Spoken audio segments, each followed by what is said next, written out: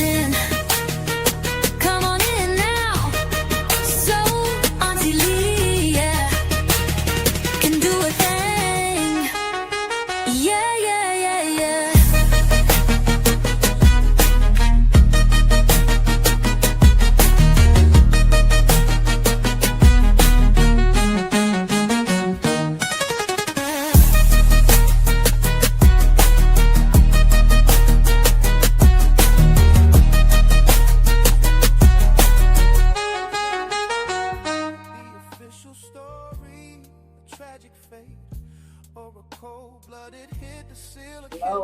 Hello, everybody. Can you hear me? Hey, Patricia Blair. Hey, Alina. Can you guys hear me? Please put a 1 in the chat if you can hear me. Yeah, let's talk the bond deeper than the fame. When Yaki Kadafi was Yafeu Fula by name. Hey. All right, perfect. Welcome to Kicking It with Auntie Leah. Oh my God, guys, look at me. I look a hot mess. My auntie edges is all out of whack. I can't even show you my edges. Eyebrows need to be done. I need some lashes. I need some makeup. But you know what? I just do not care tonight. Not tonight. Welcome, Black TV. What it do, baby? What it do? Hey, Golden Era. How you doing? How's everyone tonight? Hope you guys had a good day today. My day was okay. This is my second day on my new job. So, but guess what, y'all? I got technical difficulties. But the video is being uploaded to YouTube.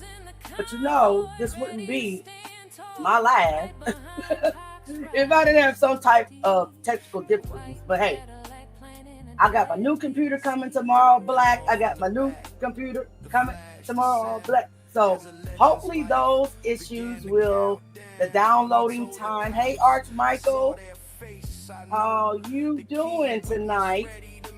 I'm going to invite you up here, Black. Come up to my platform, Black. Stop being, Black is actually my social media manager. Okay? Everybody please follow Black TV. Let me go get his link so I can drop it in the comments. Hold on. Yes, he has helped me a lot. As you see, guys, my channel is growing. I hit 3,000 followers. Woo! God is good. I'm so happy about that. This YouTube and stuff is now for the week. Let me find Black's link. Because I didn't see a mod in the chat. I think Nick just came in, though. It's all right. I'll do it real quick. Do me a favor, guys. Please just head on over there and hit the link. Subscribe to his channel. Hit that notification button. I'm excited to be here. So today, of course, you know, we're going to talk about Yaki Kadafi. That's Tupac's younger brother. He is his god brother, but the nefarious, you guys know I got a speech impediment. But you know what? I got something for that though, because I made my own AI voice, so I have my own clone voice in this video. Do not laugh. This is how I'm supposed to sound when I'm speaking, but because my brain works faster than my mouth, sometimes the words don't come out. So let me say it slow. He was unalive 2 months after Tupac. He was the only one that was able to identify the shooter. So he told the police that, and they kept pushing back the interview. They kept, avoiding the interview. So his life was getting threatened and things like that. So he fled back to New Jersey, where they got him anyway, in my opinion. So Nick, are you coming up on the platform? I invited Black, but Black, he done ran out of here. Come on, he's in the shower. Boo, Black, boo. Still subscribe to him, but I don't know why he's scared to get on this panel. You know about this hip hop stuff? He has a whole hip hop channel. So he has some input. Join the panel. Okay. He said he'll join it when he's finished. But, okay. I'm going to back off. But guys, while the video is loading to YouTube, I do have the shorter version, the sonography, ready. So I'll go ahead and I'll just display that while we're waiting. All right, Black, just come back. Come back, because I know you got some input, you got some knowledge. And you got a whole hip hop channel. Okay. So I'm gonna go ahead and I'm going to display or play the songography version of the live that we're speaking about. So let me go ahead and pull that up while the video is uploading to YouTube. This is Black TV's page. As you can see, he talks about the industry as well. As you can see, he talks a lot about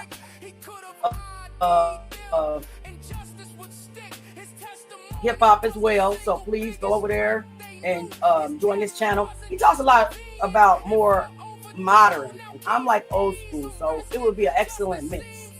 So let me go ahead and get to my channel. Nick, I'm gonna put you up there, or Temper. I'm gonna put you guys up there in a minute.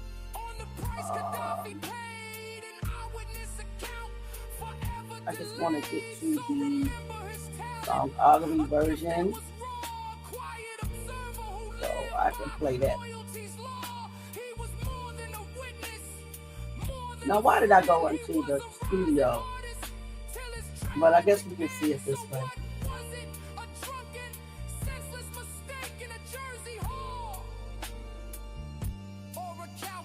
Hold on, guys. Just let me go to my page. I don't know why I did it like this.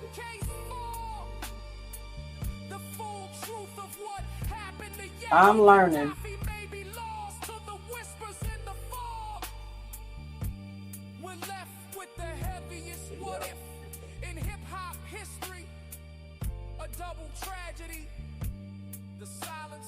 That's not what I want to play. You know, that's a good video, but I didn't hit on that video, so I'm not sure why it pulled it up. Will you just take me to my videos, please? All right, here we go, guys. 2 months past, the witness falls. A single shot echoes down the halls. The official story.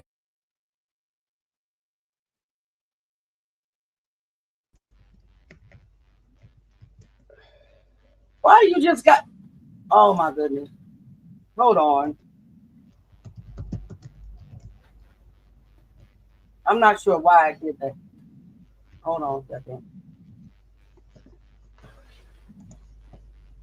Come on, StreamYard or me. It's not StreamYard fault. It's my fault. Hello, hang on. Hello. Hi, Auntie Leah. Hi. Hi. Hi. All right, there we go, guys. All right. Yes. I'm good, Nick. Technic, I'm good, Technic. Yo, check the mic, 1, 2. When Pac got hit, the world was looking for the truth. In all the chaos, one voice came from the youth. Not a household name, nah, the story runs much deeper. Yafeu Fula, hip-hop knew him as they keeper. Yaki Kadafi, 19, Pac's own godbrother. And now there will never be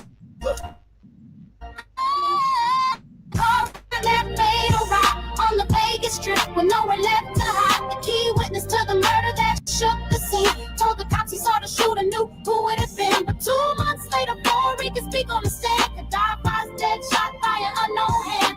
They called it an accident, a drunken mistake. But his fam says a hit for goodness sake. Was it a cover-up to silence what he knew? Let's trace his life and find a born in 77 in New Jersey, state of mind, but a normal life.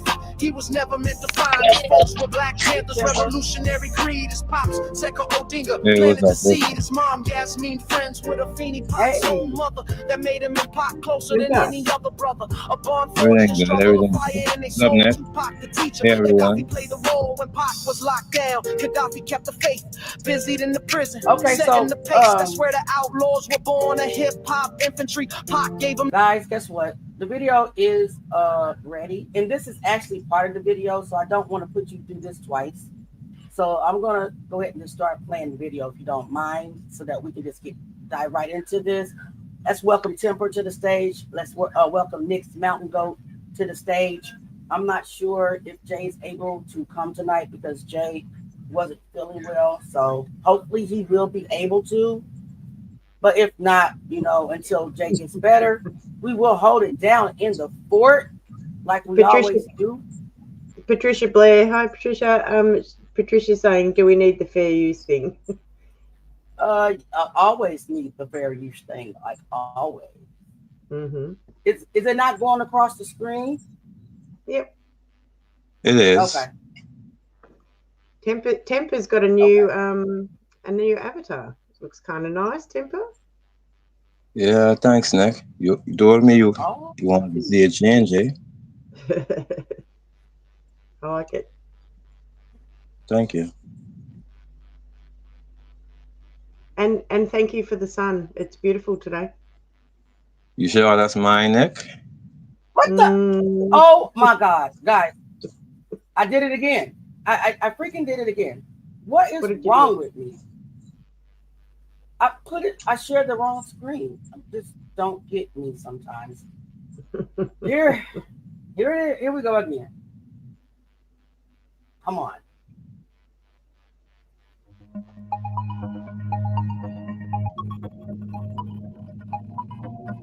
You guys see it?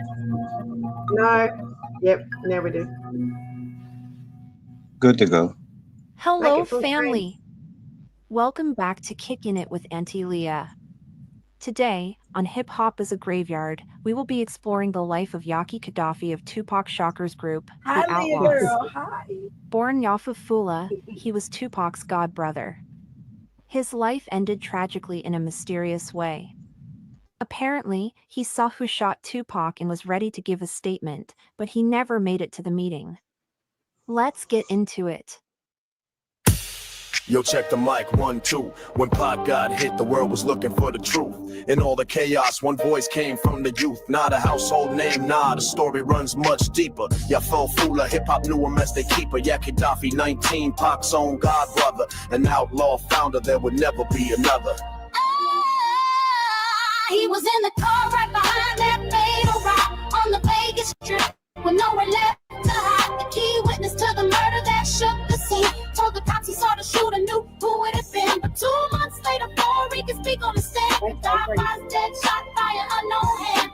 They called it an accident, a drunken mistake. But his fam says a hit for goodness sake. Was it a cover-up to silence what he knew? Let's trace his life and find a Born in 77, a New Jersey state of mind, but a normal life he was never meant to find. His folks were Black Panthers, revolutionary creed. His pops, Sekou Odinga, planted the seed. His mom, Yasmin, friends with a Feeney, Pac's own mother, that made him and Pac closer than any other brother. A born fortune struggle, a fire in their soul. Tupac the teacher, Kadafi played the role when Pac was locked down. Kadafi kept the faith, busied in the prison, setting the pace. That's where the outlaws were born, a hip-hop infantry. Pac gave them names of America's enemies. Yaki became Kadafi, a leader in the making. Brought in Napoleon and fatal, no faking. He was on when we ride and stood with Pac. He was in the car on the Vegas with no one left to hide. The key witness to the murder that shook the scene. Told the cops he saw the shooter, knew who it had been. But 2 months later, before he could speak on the stand, died by dead, shot by an unknown hand. They called it an accident, a drunken mistake. But his fam says a hit for goodness sake. Was it a cover-up to silence what he knew? Let's trace his life and find a September 7, 96, after the Tyson fight, a brawl at the MGM shattered the Vegas night. Pac's caravan rolling, the tension was thick.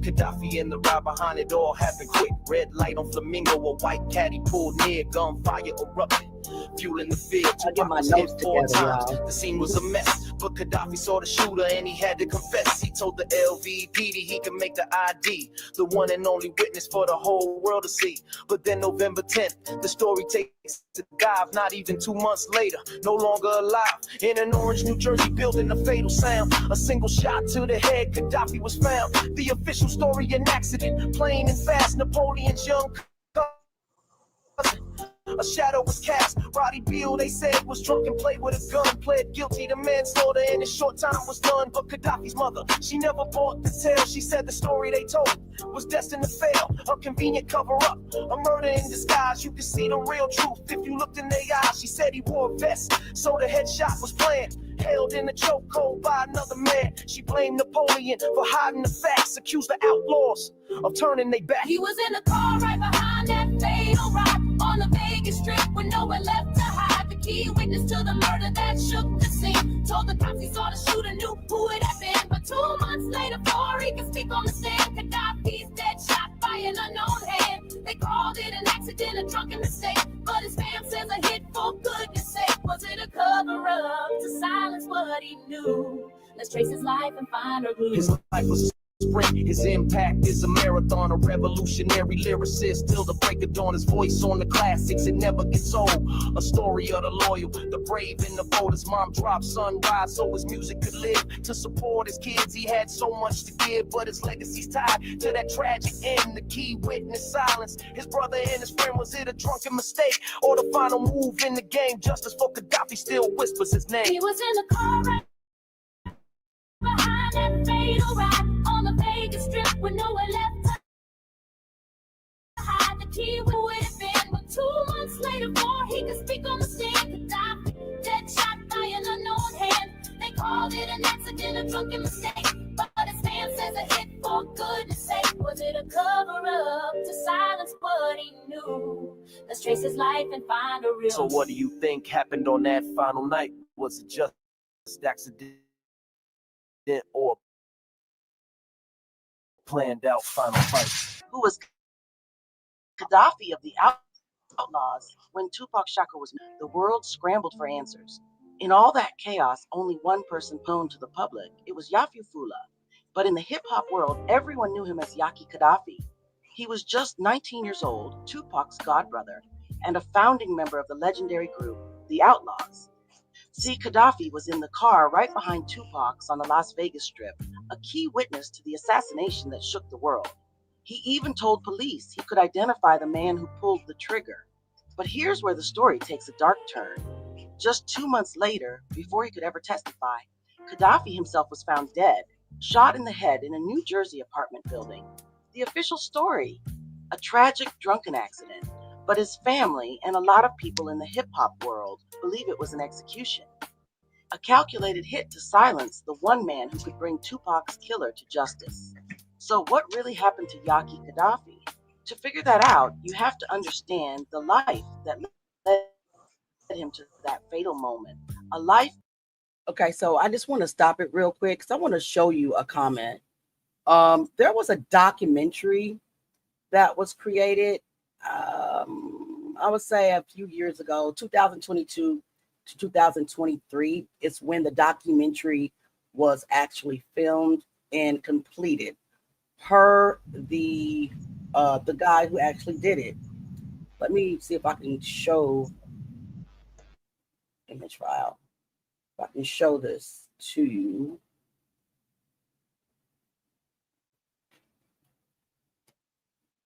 I'm not sure. I have it pulled up, but I don't know why it wouldn't. Where is the stupid? Oh, here we go.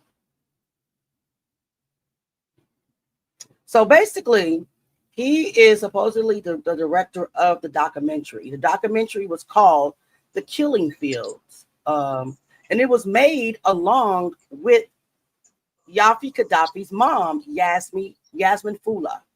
Now let's take a look at this because it's really crazy on what happened to this documentary. He says, I am the film director who created and originally initiated the Yaki Kadafi documentary. I personally came up with the title Killing Fields along with Yasmin. Yasmin Fula is Yaki Kadafi's mom. The original documentary was completed in late 2023 through 2020, late 2022 through 2023. And it was an absolute, masterpiece, is what I think you tried to say. Several people were able to see the original doc, including Yafeu's father, the late Sekou Odinga. The original documentary was heavily researched, equipped with government documentation, autopsy reports, info, etc. It showed hard evidence of New Jersey police cover-up and involvement and foul play from Napoleon. and his entire family. Napoleon is another member of the outlaw. The person who pow Gaddafi is Napoleon's younger cousin. He was a minor at the time. So he's saying that the documentary showed major cover-up, from the New Jersey Police Department, as well as Napoleon and his entire family. It exposed the Outlawz Immortals, which is Tupac's group, and gave Fatal Hussein his proper respect as the only outlaw who went out to avenge Yaki. Fatal Hussein also is no longer alive. He passed away in a car accident. We will get to him during our Hip Hop as a Graveyard as well. So far as like 4 outlaw members that have passed away. Where did I leave off at? Okay. The original documentary showed full evidence of how Tupac was basically at war with at least 3 U.S. police departments at one time. We can believe that, right? One was the LAPD, right? Mm-hmm. The other ones, I believe, were in New York. I don't know what the third one is, though. Does anybody know who the third police department could be? LA, because that's the one that he pow the plainclothes off-duty police officers. So it was Oakland, California, and New York. Okay, so the original documentary showed full evidence of how Tupac was basically at war with at least 3 U.S. police departments at one time. The Oakland Police Department, New York, Clayton, Fulton County Police Departments. All I know is the documentary frightened a lot of people. This is when I, as a film director, discovered that damn near all of entertainment industry and the LAPD and LA lawyers all knew who murked Tupac. This is when I discovered they all knew it was a political assassination and that no one has any intention of seriously solving Tupac's murder or Yaki Kaddafi's. The original documentary spoke to all the modern rappers being murdered and chastised the Muslim community. That's interesting because if you ever watched Gene Deal, when it came down to Biggie's unaliving, remember when Gene Deal spoke of the Muslim presence that was out there, and that a man in a suit walked up on him, and that he was a Muslim, and he looked like he was about to pull out his pow, and then something, I forgot, I don't want to lie on Gene, I would have to research it. Something transpired to where everybody dispersed or whatever. But Gene Deal swears by his name that it was a Muslim shooter that took out Biggie. So it's interesting that he says that the Muslim community was chastised. Why? I've never heard Tupac say he was Muslim. So what does the Muslim community have to do with this, right? Don't make sense to me, but it's interesting. Where did I leave off? Okay. Chastise the Muslim community. Okay. All right. Everyone who saw the documentary were moved to tears. I don't know how much they were removed from the original director's cut when released to the public, or if the documentary will ever be released to the public. However, I continually hope for the best, and I'm interested in seeing the final release. So they're going to make some cuts, or either they're just going to dead the documentary altogether, which is crazy. Which is crazy to me, because why? There's too much factual information in it, like you said. So, but it's very interesting that he brought up the Muslim community being chastised over Tupac's and Yaki Kaddafi's murder. It could be because Yaki Kaddafi was a Muslim. I think Napoleon was a Muslim. He is, and I got a response to from Yaki's mom in here, where she responded to the video that the Outlawz. Well, not all of them, but it was Napoleon, it was Idi Amin, and it was Young Noble, I believe, did a interview with Black TV, and she was not happy. She read them to the gods. So we'll get to that part. But I thought this was very interesting. It's sad. They really need to stop playing, because I do think that they are making TVD just take the fall. But no, it's something bigger than that. It's something definitely bigger than that, in my opinion, allegedly. All right. Well, hang on. Whoa, hold up, ladies. Where's the movie? What movie? This documentary. Where is it? Who's holding it? He said that whoever that he went through is holding it and cutting it or whatever. He didn't specifically say who. Be interesting to know who. It would be interesting to know. Mm-hmm. He didn't really say what company it was, but he just says that it's been held up. So I'm thinking that whoever actually owns the right to he's just a director. Right. He's a director. So there's obviously like a company, right, that originated the documentary, right? So productions company. So I guess that company, but he's not saying, maybe he can't tell us who it is. Mm-hmm. You know? Mm-hmm. Yep. All right, guys. Let me get back to the video. Stop screen and share.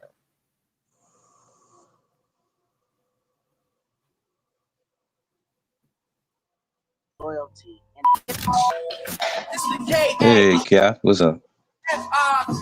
That don't mean the best tribe. It ain't no motherfucking hat. All around get burnt like claps. Then you know we give. With the camera. Then what Michael X said, the camera gets you every time. So watch y'all block that stuff while y'all performing and shit all in front of the camera. Yeah, we get jealous when little bro get a little camera time, but we go, you know what I mean? We'll keep that on.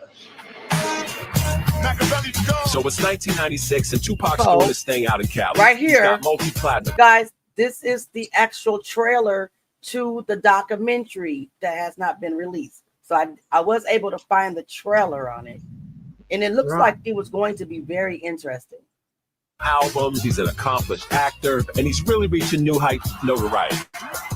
Coming up with him is a talented group of young rappers called the Outlaw Immortals.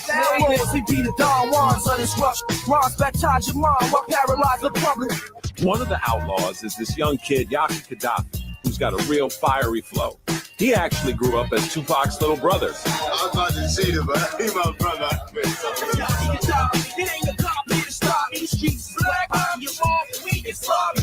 So for Tupac and the Outlaws, right about now, it really is sky's the limit.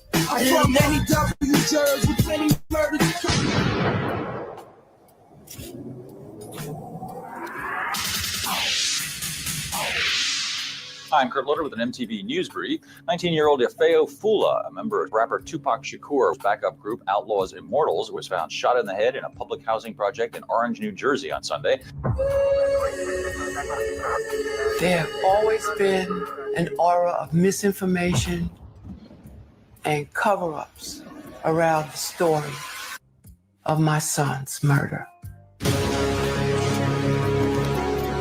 There was a conspiracy. There were lies. Witnesses were being threatened. Tupac had just been.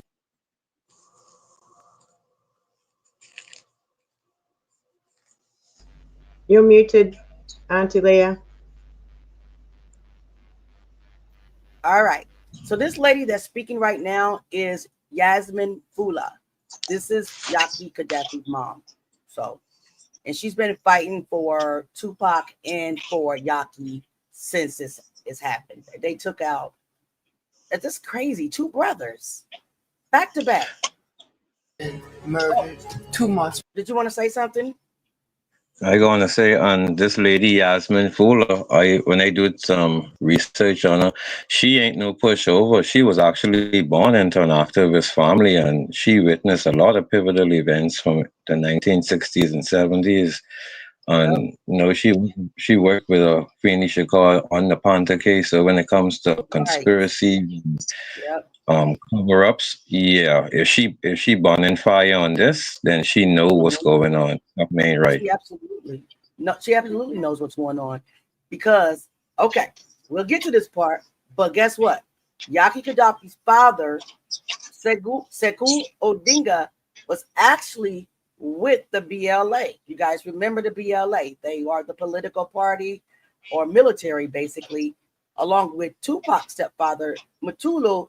They were the ones that broke out Assata Shakur from the federal prison. So yes, the government is mad at their whole family. So I understand why they think it's political now, because they broke out Assata Shakur. She fled to Cuba. She's on a political asylum, over in Cuba. Cuba will not send her back, right? So they took it out on their seeds, if that makes sense. Yep. Crazy. Prior, it was believed that Yafeu could identify the shooter. We always felt that it had something to do with our family involved in the liberation movement. Cass had Yaki in the chokehold, and Rashad pulled out a gun and shot him. And that's when we find out that it was actually the cousin of another one of the outlaws that pulled the trigger that night. The medical examiner's report refute Rashad's version. The New Jersey prosecutor's office dropped the ball. They were treating Yafeu's murder as just another black youth gone.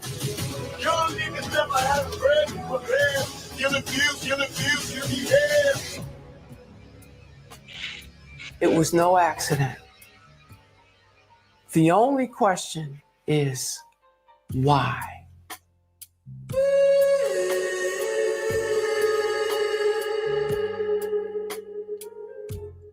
And unfortunately, that's all we have of that documentary. I really hope that it comes out, but I can see why the government is scared. You can tell that it was going to be deep. You can tell it was going to be good.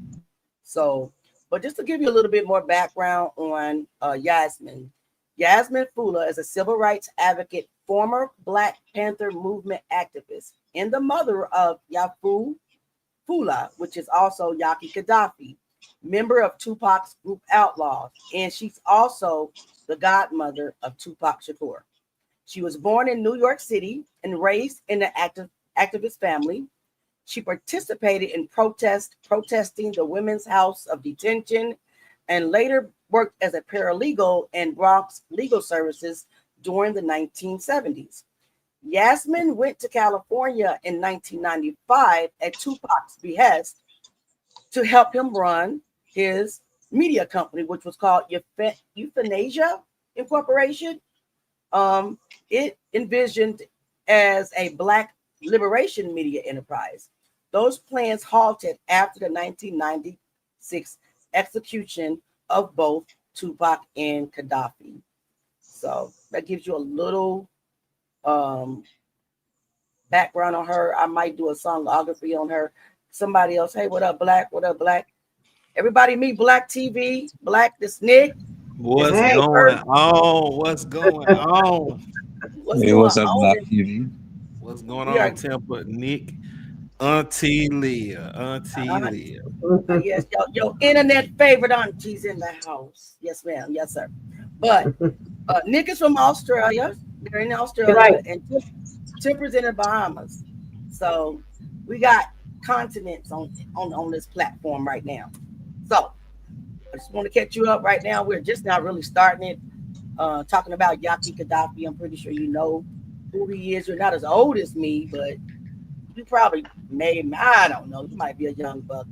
But that was a little bit of background on Yaki Kadafi's mom, Yasmin Fula. Does anybody else have anything to say about Yasmin? No, you can go through. Let's block on Nick. I have something to say. Black, you got anything to say, buddy? No, not right now. Not right now. All right, well, let's get in to Yaki Kadafi. Oh, yes, I forgot to tell you. I made my own cloned AI voice. This is gonna be so funny. How you do that? On ChatGPT? No, I use natural. I'll let you know. I'll text it to you. I'll text it to you, okay? Yeah, you ain't got to gatekeep it now. Like anybody can Google it. Just tell me. I know it ain't gatekeeping. It's me. I don't remember, and I gotta go look the shit up. So what? Natural reader. Natural there you go. Natural reader. Ain't gatekeeping, bro. Nephew, calm down. Just can't remember. I'm 50. You might be like 35 or something. 50. Your mind goes a little bit. All right, natural line. Yes. This is how I really should sound if I didn't have a speech impediment. So I got my avatar and I got my little AI voice. Enjoy. Yafeu Fula was born on October 9, 1977. While he came into the world in New York, he was raised in Montclair, New Jersey.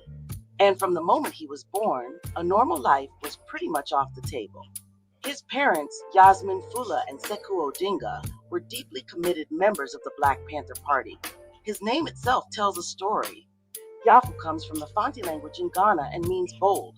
His father, Sekou Odinga, was a prominent figure in the Black Liberation Army and was arrested when Yafeu was just a child.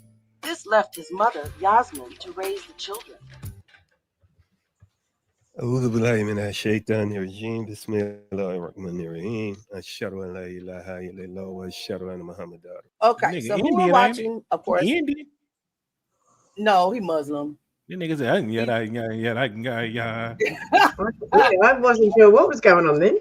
Hi, how are you? Hi, how are you? Y'all crazy. No, he's from Muslim.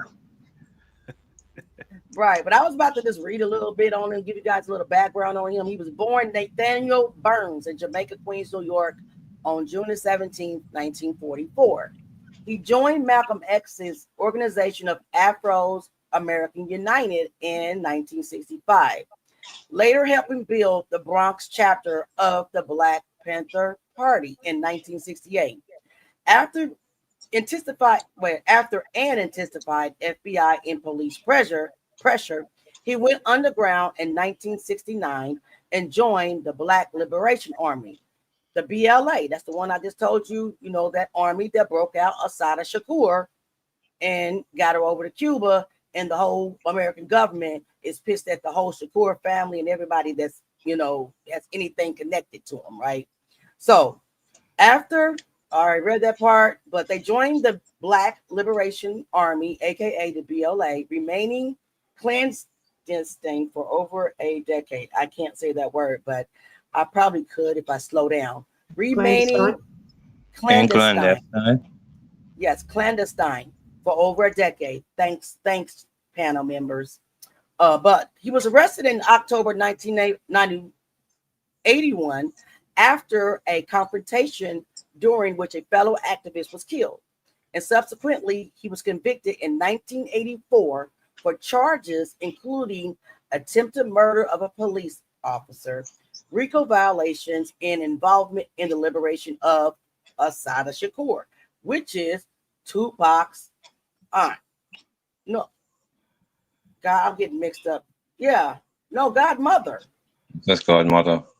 Yeah, he had more than one godmother because so is Yasmin Fula, his godmother. Interesting. Also, the Brinks armored car robbery. He got arrested for that. So, and I'll let you hear from him how his prison, time went. I bear witness there is no God but God, and Muhammad was his last prophet, slave servant. My name is Sekou Odinga, and I am a former member of the Black Panther Party and a former political prisoner of war. I was released on parole on November 25th, 2014, after serving 33 years in prison. In October 1981, I was captured and charged with multiple so-called crimes by two jurisdictions, New York State and the U.S. federal government. Among them was aiding in the liberation of Assata Shakur, the expropriation of an armored truck, and the attempted murder of police. For those who don't know who Assata Shakur is, in 1973, she was a 25-year-old revolutionary woman riding on the New Jersey Turnpike with two of her close revolutionary comrades when they were stopped and attacked by New Jersey state troopers. Assata was shot in the back with her hands in the air, as she had been ordered to do by the troopers. An all-white jury found her guilty of the death of one of the attacking troopers. Now remember, and yes, I have to keep stopping the video because it's fair use and I need to stop the video. So remember, she didn't really, they convicted her of first-degree murder, right? Remember? Yeah. But how the incident started was they was riding on the highway and they got pulled over by the police officers or the troopers for a broken tail light. So how was that premeditated? Yeah, I don't know. On top of that, the police started shooting first. Assata didn't have a gun. She got shot with her hands up in the air. And she was shot in the arm and in the torso. So it was impossible for her to pow that police officer. Her lawyer presented that to the jury, and the all-white jury just totally ignored it and convicted this woman anyway. So crazy work. Killed with his own gun and sentenced to life in prison. Prior to that, she had been tortured and tried numerous times on multiple charges, where she was always either found not guilty or the trial ended in a hung jury. An opportunity presented itself for us to free Assata Shakur, a political prisoner who we felt was unjustly imprisoned. So we did that. I felt good about the opportunity.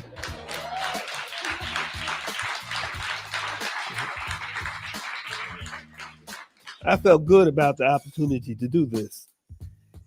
But there was some nervousness in knowing what we were doing was dangerous and would be viewed as a criminal act. We knew the powers that be would try to stop us. We were doing something that had never been done successfully in our movement before.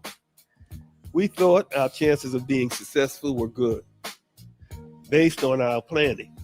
But we felt like it was our responsibility to do this. At the time, I was a soldier of the Black Liberation Army. Black Liberation Army was part of the Black Liberation Movement. The Black Liberation Army saw itself as a protector and defender of the Black community and against constant police terror, violence, and murder.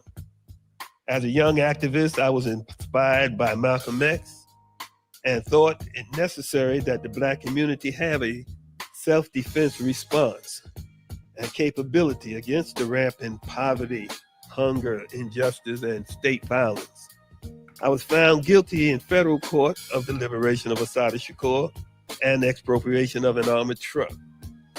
I was sentenced to 40 years and fined $50,000 fine on those two charges. For defending myself by shooting back at police, I was found guilty of attempted murder of police in state court and sentenced to 25 years to life to run separately from the 40 years. I got a question. And the question is, why don't we do, was it this act? Do you guys think it was this particular act that shut down all this type of activism? Because now we're just like, went back to Martin Luther King days, nonviolence. Back then, they was taking it by force. I mean, they sent this innocent woman to life in prison, put her in a men's prison where she was daily sexually assaulted by men inmates and guards and everything, tortured her. And these groups back then were like, we're not having it. We're going to get her with no fear. He said he was a little nervous, but it made him even proud to even do something like that. We have nothing going on like that today. I still can't understand why she was sent to an all-male prison. I don't get it. How was that possible? I don't know. Let's see. And the sad part about it, Nick, if if you really look at all the evidence, what Sekou Odinga talking about, what Yasmin Fula compiled within the trailer or within the documentary, you can't help. I don't care how insane you are. You have to see the dots being connected. There is a conspiracy against the family. It really, really is. Yeah, definitely. I agree. And I still can't figure out where it originated from, because we're learning about things that have happened in between, right? And happened after. What made them so angry, besides maybe being a high figure in the BLA or in the Black Panther Party? I know what pissed them off about Feeney. I mean, she won against the government single-handedly, no attorney, and they've had to free 21 of the Black Panther members because they the one infiltrated the whole organization and came up with all the nefarious acts that they tried to convict them on. So, but what happened from the beginning? I think it's because their influence on Black people. Definitely. Exactly. You got to remember, Auntie Leah, these are the days where racism and the tension of it was real. I mean, it was real in the streets. You're talking about mass incarceration and all on this level. And then when you look at it, what these people was fighting against, the FBI, just because they was uplifting the Black community, bringing about Black awareness. The FBI, J. Edgar Hoover, with the COINTEL program, he labeled them, he targeted them, he made them. He actually said these people are a threat to national security. These people are a threat to the government. Yeah. So this is where it really, really started. If the directive, the FBI Homeland Security could issue this warning or issue this statement or this edict, that's it. That's where it started. Yeah, I agree. Anybody else have anything to add? Not right now. All right, let's continue with the video then. Yeah, Lee. I was gonna say something, but I can hold it. No, you can't. That's good. You can't hold it. Go ahead. No. We don't do that. It's just I'm so used to people not having nothing to say. But since I want you to say something. I love it. Yeah, I'm throwing shade. Hang on a second. The panel is normally quiet. Hang on, lady. Do you see what it says under Auntie Leah's name? It says mute my mic. Because you can't get in. You can't get a word in sometimes. You got to push it. I'll keep that. I'll just, if I feel like talking, I'm gonna mute a mic. Just mute my mic. But go ahead. I'm for real though. No, I ain't really got nothing to say. I'm just messing with you. Come on, man. All right, quit playing with me. I was getting excited. I mean, I ain't got nothing. I wasn't murdered in the street as happened. You just what? So I'm just looking right now. I don't have no comments or nothing right now. Okay. All right. Well, I'm always ask every time I stop and we have a conversation. Please just step right on in. All right, everybody ready? Yep. Perfect. Happened to my close friend and comrade Untayari Sundiata, who was with me when I was captured. It was her involvement in the Black Liberation Movement that led to Assata being criminalized and imprisoned. That is how and why she became a political prisoner of war. Now, Yasmin was also a close friend and comrade of Yafeu Shakur, Tupac's mom. The two families weren't just close, they were intertwined in the struggle. So much so that Tupac and Kaddafi grew up as godbrothers, a bond forged not in a church, but in a shared revolutionary spirit. Tupac became the mentor, the teacher, the older brother with a vision. Yafeu was the loyal comrade, always there, being groomed for a role in Tupac's world as his career started taking off with Digital Underground. This brotherhood would become the very foundation for one of hip-hop's most notorious crews. Before he got the name Kadafi, Yafeu Fula was a teenage rapper going by Young Hollywood. Alongside his childhood friends, he started a group called Dramacidal.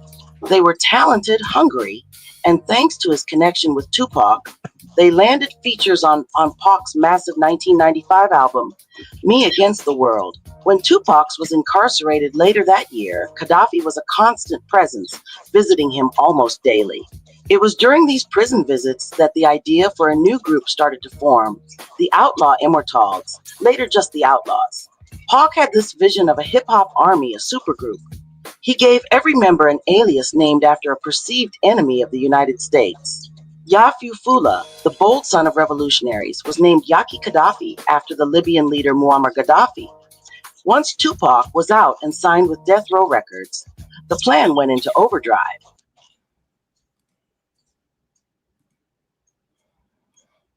So this is who Yaki Kadafi was named after.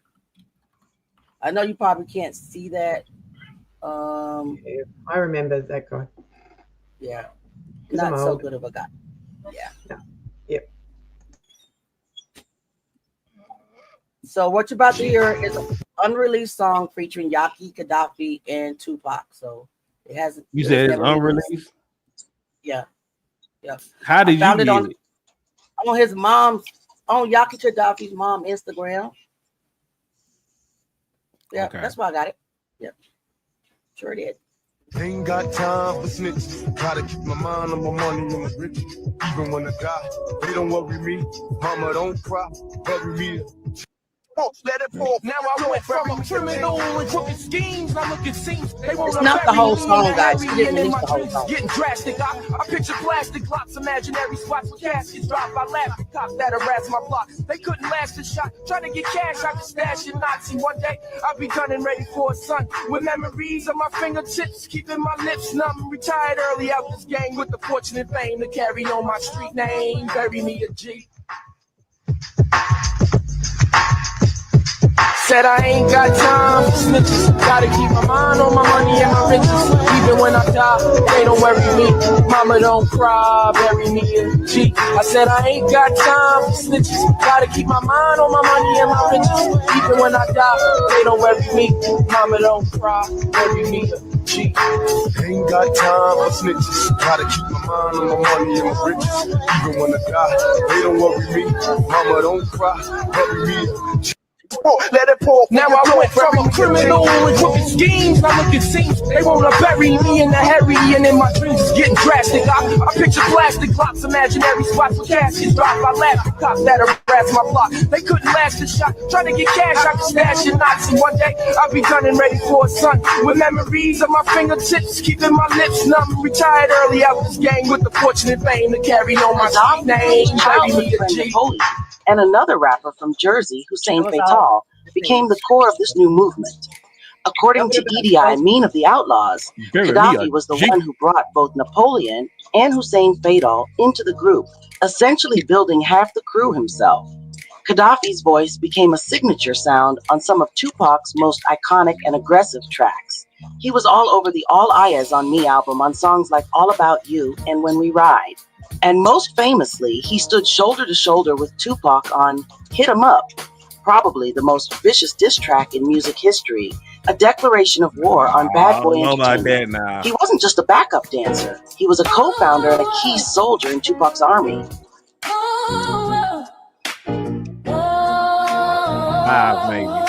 Okay, so guys, this is one of Auntie's Leah songographies. Listen to the words. This is Auntie Leah production.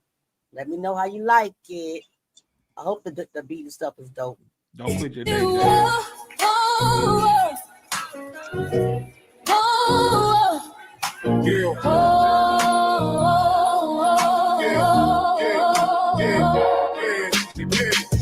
You think you know the story? These words just were 5 slugs in the lobby, settled the score. But that ain't the whole truth. It's deeper than a fight. Started by a lot. Born in the panic of the night. It wasn't just a shot in the New York air. It was a whisper of doubt, a look of despair. a friendship torn down, a story rearranged, a single little lie and the whole game changed. For the war, it's a brotherhood so deep. While Pac was on the throne, Biggie was the one to leak, playing party and bullshit. Pac knew he was the man, cooking steaks in LA, part of the original plan. He told him sign with Puffy, he'll make you a star. Who knew a single evening was to tear it all apart? It wasn't just a shot in the New York air. It was a whisper of doubt, a look of despair, a friendship torn down, a story rearranged, a single little lie and the Yeah. Quiet studio for cash, $7 grand on the table, then it all went to ash. In the lobby, 5 shots, left bleeding on the floor. Drag himself to the elevator, right up to the studio door. He looked at Biggie's face and only read betrayal script. But they was only frozen in total shock, they were gripped. From ghosts in the lobby, a phantom name, henchman in the fray. But Pac only saw Biggie in the trust that slipped away. It wasn't just a shot in the New York air. It was a whisper of doubt, a look of despair, a friendship torn down, a story rearranged, a single little lie in the whole game. In the chaos, I see the devil's laid. Look at them, they ain't moving. A setup has been played. That lock grew in the prison cell. A truth inside his head. Then Biggie dropped, who shot you, all respect was dead. Tupac, it was a mockery, the final fatal proof.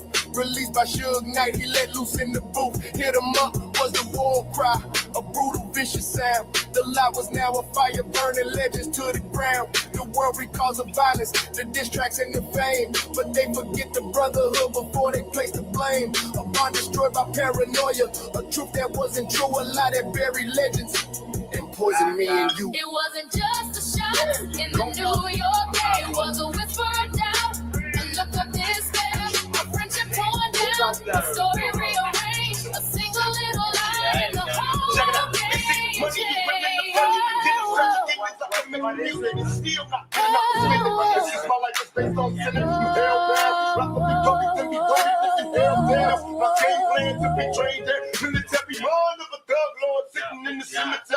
I've been lost since my adolescent, calling to Jesus, rolling as a youngster, wondering if you see this. Young black males, crack sales, got me 3 strikes.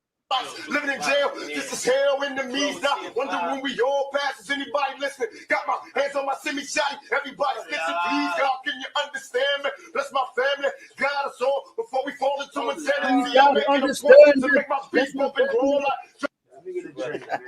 like. Gotta love Tupac. He was putting in that work. September 7th, 1996. Las Vegas, Nevada. Say, Temper. And I say he was really putting in that work in the studio. Always, there, man. Yeah. Always. Never be another liking. I promise you. But while I'm saying this, I wanted to tell you this before Sekou stopped talking, but he was released from prison November 25th, 2014, after serving 33 years. And then on January he got 12th, released November 25th. Mm-hmm. Yeah, that's my birthday. Yeah, 2014. That must be a good day then, Black. No, it ain't. Oh, don't say that. Don't say that. But unfortunately, he did pass away on January the 12th, 2024, at the age of 79. However, he did get almost 10 years of life on the outside, where Mutulu died within months of his release. Wow. So he was able to be, go ahead. Yeah. 33 years, that's a long time to only have 10 years after that. Well, he got long, I know, but Mutulu, he only lived for a few months. So that's incredibly tragic. Yeah. I think that if you're in prison for as long as these gentlemen were, that any amount of time outside in the free world, you'll be thankful for. Yeah, of course. In my opinion. Thank you. Definitely. Thank you, Alina. I try hard. This one took a little longer because I'm trying to get better with my video editing. I need to get a class from my YouTube, my social media manager who's a slacker as well. No, I ain't no slacker. I told you to buy a brand new computer. You doing everything off an old laptop. I did buy one. It's coming tomorrow, man. All right, then. So don't quit blaming me for it. Shit. The hell? Quit being cheap and buy a real PC. I did. I did. I still need working off an old laptop. Oh, what content creator does that? All of us on the panel except you. So everybody on here got working off laptops. Wow. Or a phone. Right. A phone. Hey, some of us can't, some people can't get nothing better right now. So what they make you bought that computer I told you about, didn't you? I said some people. I wasn't talking about me. I bought my computer. Yeah, but I bought it. All right, let's rock and roll then. And then after that, I need editing class. But between you and Nick, Nick on the panel, I should be producing movies. Bye. Man, you already doing AI. What you saying? You don't want to. You trying to gatekeep the AI shit. No, y'all. He quit playing with me because I said I couldn't remember. You messing with old middle-aged woman. I didn't remember the name. Thank God for Nick. I was gonna get it to you after I go find it. It was in my favorites. I didn't want to mess up the show. Okay. How goes it, Laura? Auntie Leah, stop glitching, will you? Am I glitching? Am I stuttering and glitching? But anyway, all right. So, anybody else got anything to say before I push that button? Nope. Push away. All right. Let's get back to it. Tupac, Suge Knight, and the whole Death Row crew are in town for the Mike Tyson fight. After a brawl breaks out at the MGM Grand involving a known gang member, the mood is heavy. As Tupac's caravan of cars leaves the hotel, Yaki Kadafi is riding in the vehicle directly behind the black BMW carrying Pac and Suge. At a red light on Flamingo Road, a white Cadillac pulls up, and then gunfire erupts. Multiple shots rip through the BMW, hitting Tupac 4 times. Kadafi and the others in his car saw it all happen. In the chaos that followed, Las Vegas police had a hard time getting anyone from Tupac's crew to talk.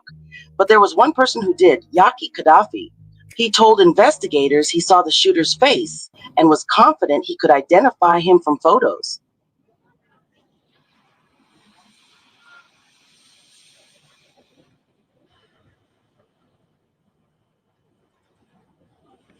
We can't hear nothing. You're not supposed to. There's no sound on this one. Believe in me in this plastic, cause so far I done witnessed too many dead niggas in caskets. Yafeu Fula was a name that a lot of people have thrown back in our faces. There was one witness, Yafeu Fula, said that he could identify the shooter. Big thing is everybody says that he said he could identify the shooter. No, he did not. Yaki Fula, who was in the front seat with me, staring out of the window. So he saw the Cadillac before he even approached the car. He never said that to us. He said he might be able to identify the driver. That is what he said. Lies. And he told the police right off. Say it again, Annie. And it's stunning to think Lies. that he said They're that lying. and say, yeah, who is it? But they didn't.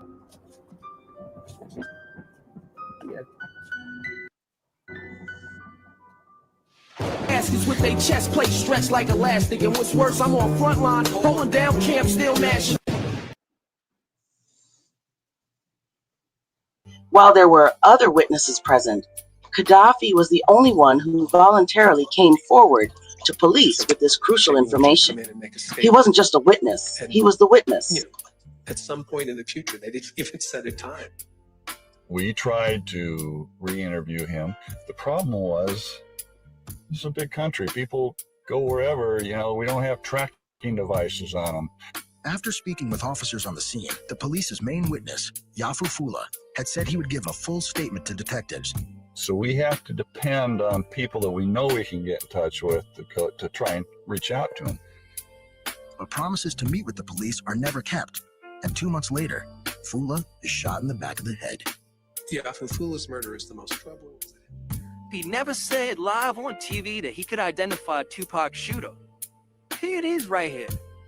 VH1 did a mini-series called Famous Celebrity Crimes.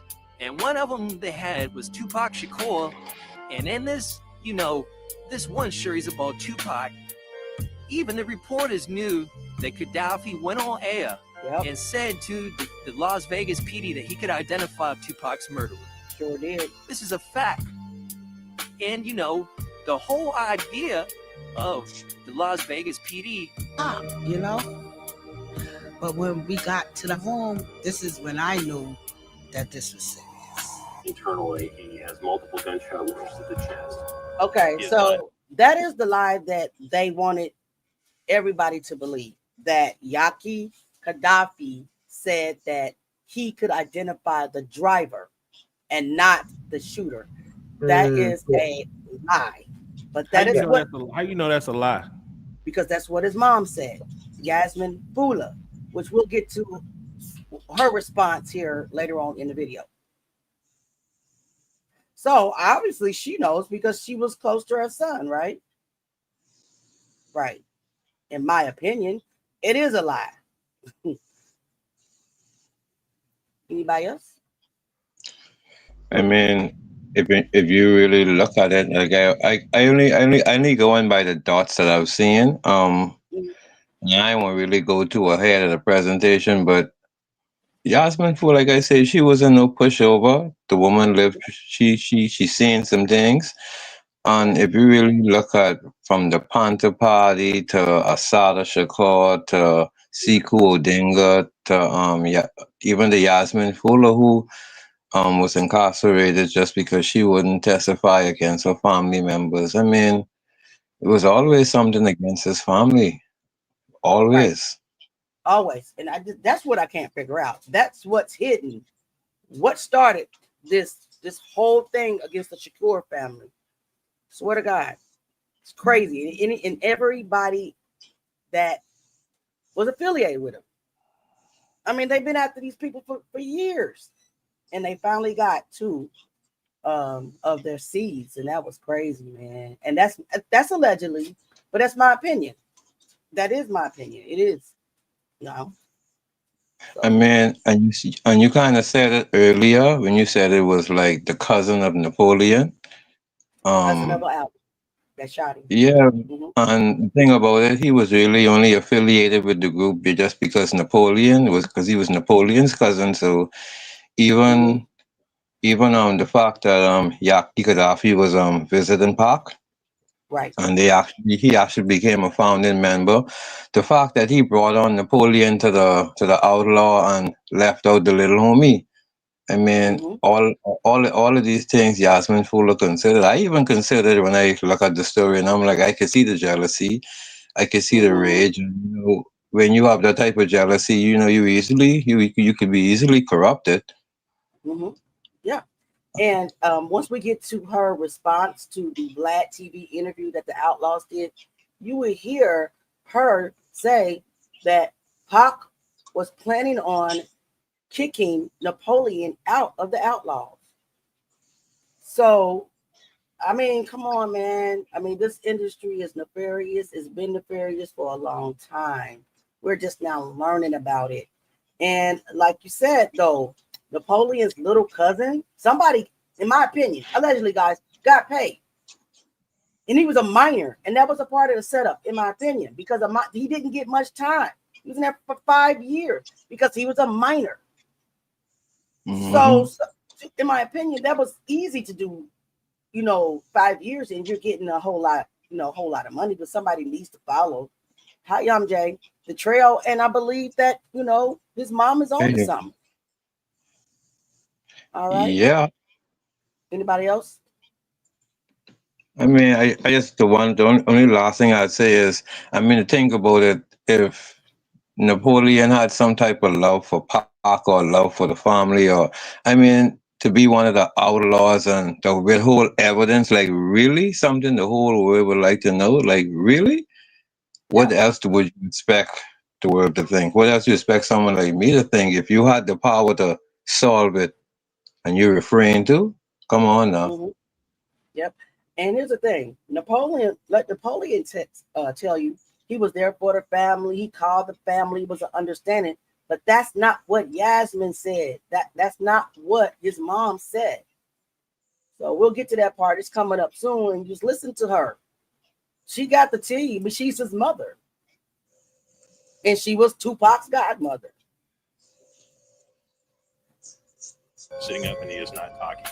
At that point, I wanted to make sure that Kaddafi was all right, because it was just me and her there. She's fucked up.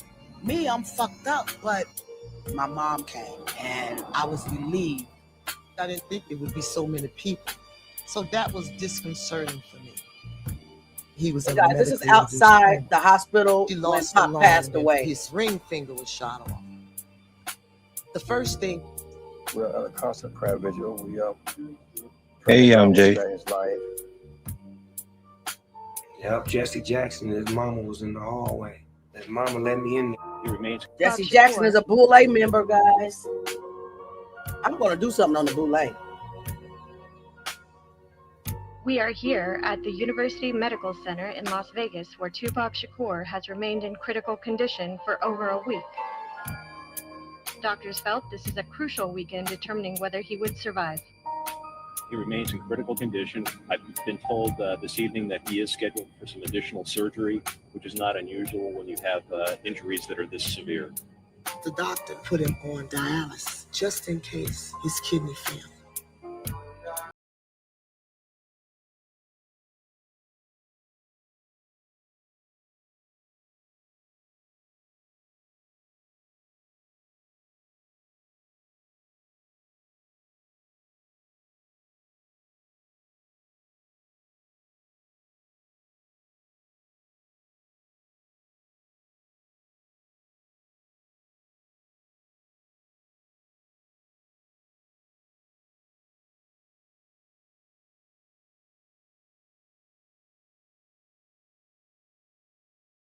Logical with their art, with their favorite artist actions. They're obsessed. No, I'm not obsessed with Tupac. A fanatic. I respect Tupac. I love Tupac. I love this music. He's the only rapper that really resonated when it comes to music. I was not at first thinking logically for the last 29 years. I'm just now thinking logically. Just now. Well, just like with every addict, accountability is the first step. So and you acknowledge it. You acknowledge it. You acknowledge it. That's the first step. Well, I never take it that. So. See, logically, what they want you to believe is that Tupac got taken out because of this fight. But if you look deeper, if you think deeper, what gang member in their right mind gonna be in the middle of a casino, leaned up against the wall, with all the boys is in the cafeteria? Leah. They don't stand alone. Not back then. This nigga advertised thugging. You don't think? You know what thug life meant? Maybe somebody, opposing enemies. Do you know what thug life meant? I mean, can I speak without getting cut off? No. This is a panel, right? Go ahead, Black. Shit. Yeah, so you don't think that maybe once in a while Tupac enemies try to take him out? You don't think that could happen? I don't, because he didn't have enemies like what? That. Yep. I don't. I think what? it was all so you mean to tell me in Tupac history, as many enemies he had, none of them, no Negroes try to take him out? Tell me his enemies. Who were they? First of all, that nigga in that bow tie that shot him and through that car. Let's talk about that first of all. Bow tie? Talk about that. He had a bow tie on? Then he supposedly tried to get out of the Death Row deal, and there was kind of a little back and forth with Suge Knight with that, and he wanted to give him his own portion of Death Row, his own sector, where he really was trying to get out of that. And I think it's a conspiracy that Suge tried to take him out too. So that's a whole nother conversation. No, I think Diddy did it. Well, Black. I'm gonna tell you why.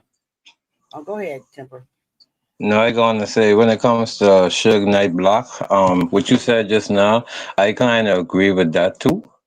On one instance, on this instance, because I mean, when I look at it, for his running with henchmen, it was all about him trying to get Pac out of his deal within the scope or whatever.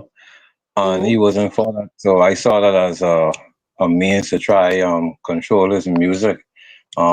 And if he had he done that, I mean, he would have been just like how Biggie was under Puffy.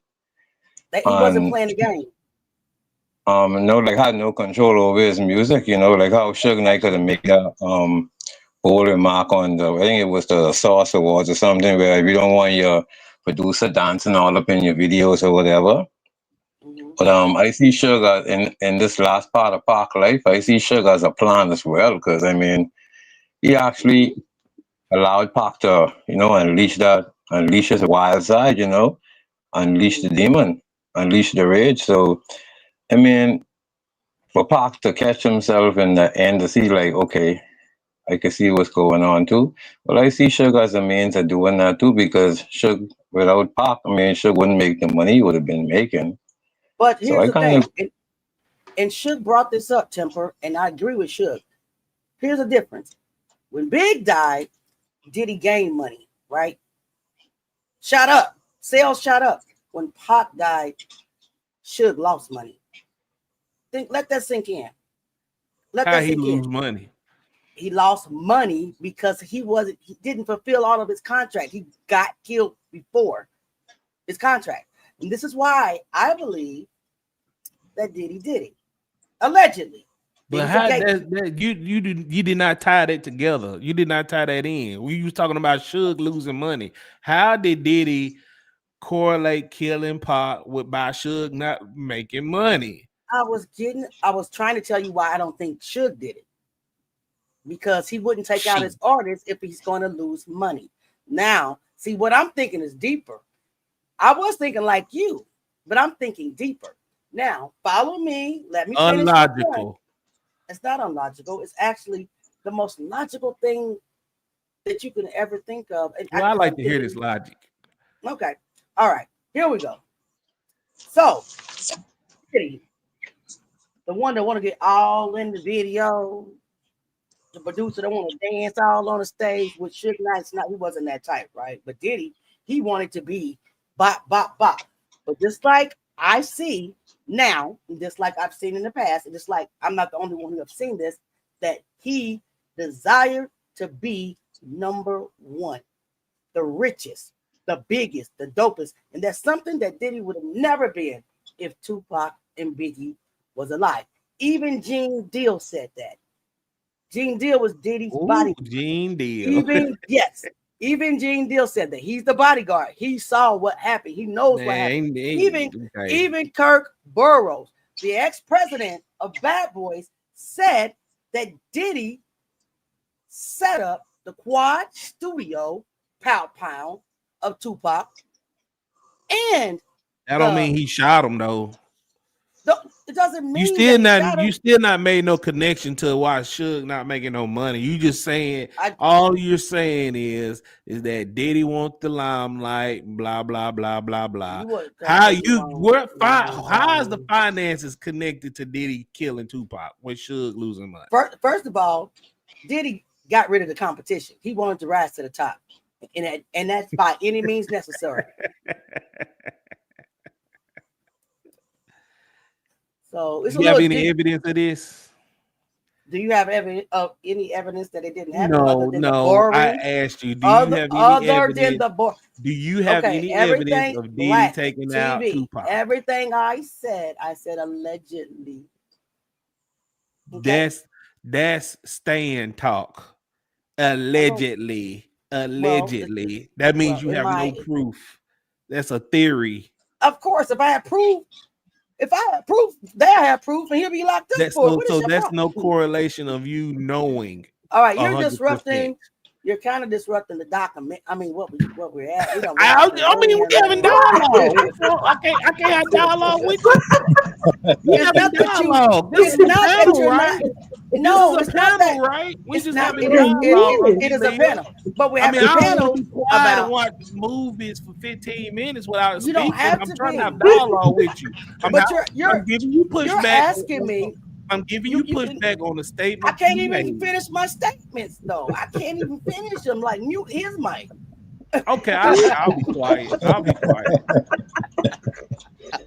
I can't even finish them. Anyway, so you have plenty of people who have said this, and they have been close with the Diddler. Diddler ain't never sued him. Has he sued Gene Deal for defamation? No. Why? Why? That would be my question. Did he sue Kurt Burrows? No. Why? Kurt Burrows suing him. So he ain't suing, he ain't talking about defamation, he ain't doing nothing like that. Okay. It is too many people out here that's saying the various things about this man, and that's why he's in federal prison right now. They didn't tell us everything. But anyway, I forgot where I was at because I got interrupted. But yes, I do believe what Suge Knight said when he said a good 5 minute back and forth. Right, but I forgot what I was saying. I do forgot. I mean, I'm an older lady. I'm middle age, to be honestly, and I don't remember it. So I forgot where I was. Yeah, come on now. Anyway, Don't be pulling the middle-aged older lady business when I'm on your panel. Okay. I put what I want to on my panel. Okay. I outrank you. I outrank you with the age. Hello. But anyway, I don't know where I left off, but I think I was talking about Diddy Big Dance. You were crying about this is the saddest day in American history that Tupac got shot. That's what you were saying. It is a saddest day. And you, how old are you? Just tell me, not in American history, maybe in Negro history. How old are you? I'm 39. You are not 39 years old. I am 39. Okay, but you still wouldn't understand. 1985. Because when he died, you was an adolescent. Just shut the hell up. You don't even count right at this point. What? How you gonna question my hip hop history when that's all I talk about on my channel? Because if you're gonna go through you're gonna challenge the great Pop. Something wrong with you up here. I mean, you ain't challenged. You ain't said nothing. I challenged you on the finance, and you still ain't said nothing. You yes, just I tried to. Enthusiast. I tried to tell you that it did not make sense for first of all Suge to take him out. One, Suge's in the goddamn car while he getting shot at too. Okay, why would anybody risk their life? Anybody risk their life in order a hit? I'll just drive right next to him. Yup, bullets don't have eyes, but if it hit me, oh well. Come on now. Think that would be a great alibi? You think logical. Would you get in the car with somebody, order a hit, and say, I'll be on the driver's side, but just drive up? And drive-bys are the most unpredictable shooting ever. It's not like it was a professional hit. Now you think logically. First of all, you don't know. Hold on, let me finish. Okay, you asked me a question. Can I answer? But my question was a part of my statement. Okay, go ahead. Are you gonna be in the car next to the nigga that you got done paid for a hit and get shot up too? Like, I'm gonna trust y'all niggas. Don't shoot me. I trust y'all. Bullets ain't got no ass. Why would you do that? Okay, can I answer? Please do it. Can I answer? All right. So first of all, I'm not even gonna be fighting in no damn after party in Las Vegas against no niggas trying to ride and die on them. On some thugs. First of all, I'm not gonna do that. I'm an upstanding citizen. I will call the police on my child. God. I don't give a damn. Second of all, if I was wanting to set up, that would be a perfect alibi. Why not be in the car? If you was thinking, oh my God, if you was thinking, hold on, like if you think, basically, if I want this man to get shot and I want the blame, why wouldn't I be in the car? Dude, people's not gonna look at me and thinking I killed my homeboy. No, I'm gonna hire somebody. Get him, hey, at this point, yada. They gonna come aside, broop, and he's gone. Ain't nobody. Perfect alibi. I'm not gonna say the N word. I said it once. There's no black person, white person, Australian person, nobody in the planet is going to be driving the car and tell them to do a damn drive-by. A drive-by is no steadiness. You just riding by blasting. Blind. Are you kidding me? Come. And you talking about, I'm not thinking logically? No, I'm thinking logically. There's no way somebody's going to be in the driver's seat. And you going to say, Diddy took him out. I do, but you didn't never let me finish why, but we'll get there, and plus I already talked about Pac on my previous one. You can go back and listen. That all the information are in those right there. But yes, I do believe that. In my opinion, though, everybody's right, has the right to their opinion, and he's the only logical one because he's the only one that wanted all the power. So, and Gene Deal even said he was going to get it at any cost. He said, I don't care if Pop got to be taken out. I don't care if Biggie got to be taken out. That's what his bodyguard said. That's what his bodyguard has been saying for decades. His ex-bodyguard. Come on, all these people are not lying. Come on. But anyway, that was a good, good conversation. But I don't have any proof. I did. I know you don't, because you were staying. And neither do you have any proof. So we both are proof. Oh, I have enough proof to what I'm talking about. Let's do it. Where's the proof? I told you already. I'm asking you a financial question and you never answered it. I did. I just told you that. No, you didn't. He did not fulfill his contract. You just said Diddy want the spotlight. That's no, why Thug lost money. Pac was supposed to open. Pac was supposed to open Death Row East for Suge Knight, and that really, really upset Diddy. That really right there was how did he gonna be upset of that? And he was because he was king of the number East one label at the time. Are you trying to how say would that upset somebody that's already on top? Okay, how old are you? When was you born? Oh my God, bro. 19 when? What does my age have to do with the conversation? Because you was 11 years old. I ain't got nothing else to say to an adolescent kid at that time. So I can't be knowledgeable. I can't be knowledgeable on that. Your knowledge is tainted because how you gonna no, you can't do that. You wasn't old enough. Now what you're doing is shame, insult, guilt, and you need to be right. Sign language. So now I'm age discrimination now. I'm thinking logically. Yeah, right. I'm thinking logically. You was 10 or 11. And then you don't understand what was going on. So I can't on learn about the history of that. The history is tainted. What's written. Well, you got to yell now. I'm trying to get back to Gaddafi, y'all. That's all. I'm just saying. You were 11 years old. I can't even talk to you seriously about Tupac. Let's go. You love a good rumble, Auntie Leah. I love Black. He always give me a hard time. Hi, Sam. Hi, Sam. Hey, Auntie. My nephew, my Can you guys hear? only son. With all of the controversy, Tupac was I can hear it. our family's shining star. Auntie Leah, calm down. It was difficult for us to leave Kept that down? place that day. Yeah. Why? With Fanny pulling us and Why? saying, we're not crying here With with your, all these people and we're not making no announcements. Why? Why do I have to calm down? I think it's a new rule. This world. I'm smoking a cigarette. I'm not smoking marijuana. You can smoke a cigarette. You don't need to be smoking no cigarettes. I think it's a new rule. I know I don't. You gonna get canceled. It's a new rule that you can't smoke drugs. Just calm down when you're doing it. Come on. You gonna get cancer at your age trying to smoke. You need to throw them away. I got to rebuke you in the name of Jesus. You speaking stuff over my in life. the name of Jesus. I got to. You can't put that negative stuff out in the atmosphere about people. All right, but no, if that's a It probably ain't smoking even Newport. It probably some off brand. Yeah, smoking has nothing to do with regular cigarettes. Okay, it's the other stuff that people smoke. Okay, Auntie Leah, all I'm saying is just calm down when you're doing it. That's all. I'm just trying to be careful for you. That's not cute.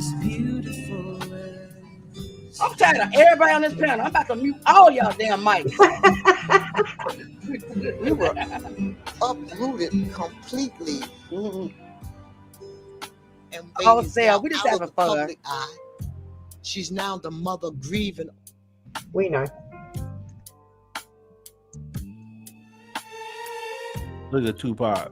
Looking like On September 13th, Tupac died from his injuries. The hip-hop world mourned, but for Gaddafi, the loss was deeply personal.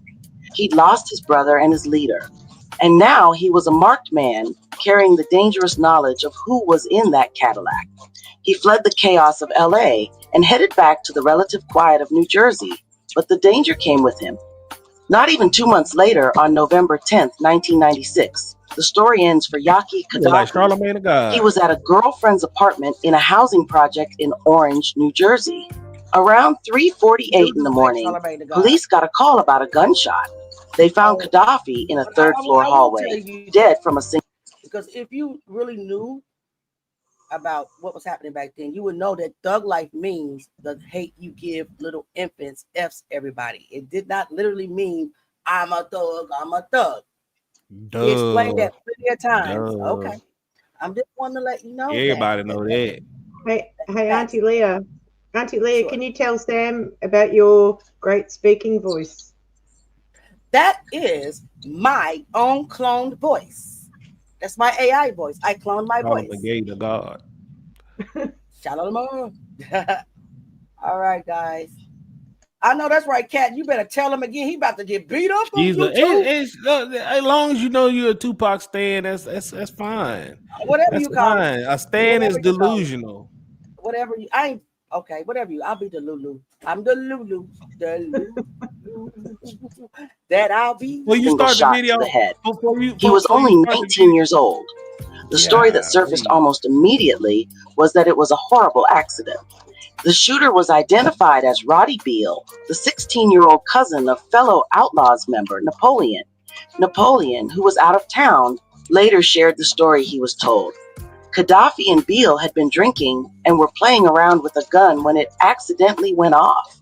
Beale turned himself in, eventually pleaded guilty to manslaughter, and served a short sentence. That was the official narrative. A senseless, drunken mistake that took another young life circling the violent world of death row. It was a neat, tidy conclusion, but for the person who knew Kaddafi best, it was a flat-out lie. Yasmin Fula, Kaddafi's mother, never bought the official story for a second. To her, the accidental shooting was a convenient cover for murder. In interviews and public statements, she's fiercely challenged the story told by Napoleon, others, pointing to what she calls major inconsistencies and a deliberate cover-up. One of her most chilling claims is that Roddy Beale knew Kaddafi was wearing a bulletproof vest that night, which she believes suggests the shot to the head was intentional. She also alleged that another person was there holding her son in a chokehold while Beale fired, and that witnesses threatened into staying silent. She blames Napoleon not for the killing itself, but and they became participating friends. in a cover-up They started to building protect his their own cousin relationship even and hide without the me. truth. You know, at that point. Yes. You got two audios playing at the same time. Yeah, what's going on? My video. In the video. It's a part of the video. It'll stop. Okay? So you got I two told people y'all. talking over each other in the video? I told y'all. I said I need editing classes and I said it. Okay? Okay, well, yeah, I have look, I'm gonna say this one thing because I have a live to do in about 10 more minutes. So I'm just gonna say this. Biggie Smalls was a better lyricist than Tupac. Oh, you got to go now, nigga. Back. He was. You want to challenge the play? You want to challenge the play? You want to challenge the play? I'm talking about substance. Lyrics with substance. Yes, let's go. I'm talking about the But what is a lyricist? The technicalities of putting words together. A lyricist, actual lyricist. I'm not talking about rapping poetry or nothing like that. I'm not saying B.I.G. was a better. I'm not saying B.I.G. was a better artist than Tupac, but he was better at rapping than Tupac. And I just thought I'd say that on this channel. Yeah. Am I lying? Tupac wasn't a technical rapper. Tupac was a storyteller, a poet. I disagree. B.I.G. was a rapper from the Bronx, Brooklyn. I don't. But you won't even let me get my stuff out. Okay, go ahead. I disagree with you on that. Now, is his type different? Does his style different? Yes. But is it better? No. Because he was talking about bullshit. Okay? He's somebody, he was party and bullshit. Who shot you? Blah, blah, blah. All bullshit. But at least Tupac made some music, a lot of his music had substance to it, had meaning to it. Period. This nigga made I Get Around That's a horror song. He had to. How you gonna sit there and talk about party and bullshit? That was in B.I.G.'s. You must forgot about life after death when he had an epiphany and wanted to be a family man and take care of his people and stuff. When you are part of the industry, you have to do what they say. However, he brought his true song out, his true self out when he could. But you Leah, you ain't heard nothing I said. I said I've been in this world longer than you, and I've not. That don't mean nothing. That don't mean nothing. Okay. So since you've been in this world longer than me, do you know how to operate computers better than? Okay, you don't. Okay. Generation. But I was there. I was there when they both came out, and I now no. Answer my question. Since you've been in this world longer than me, how come you don't know how to operate machinery better than me? Because when I was born, they was making shit like that. When I was born back in the 70s, the 70s, Leah, you finna have your first ever desktop computer tomorrow in life. No, it's not. That's not my first desktop computer. No, it's not. I've had plenty of computers. No, that's not true. Y'all, I enjoyed y'all panel. I gotta go.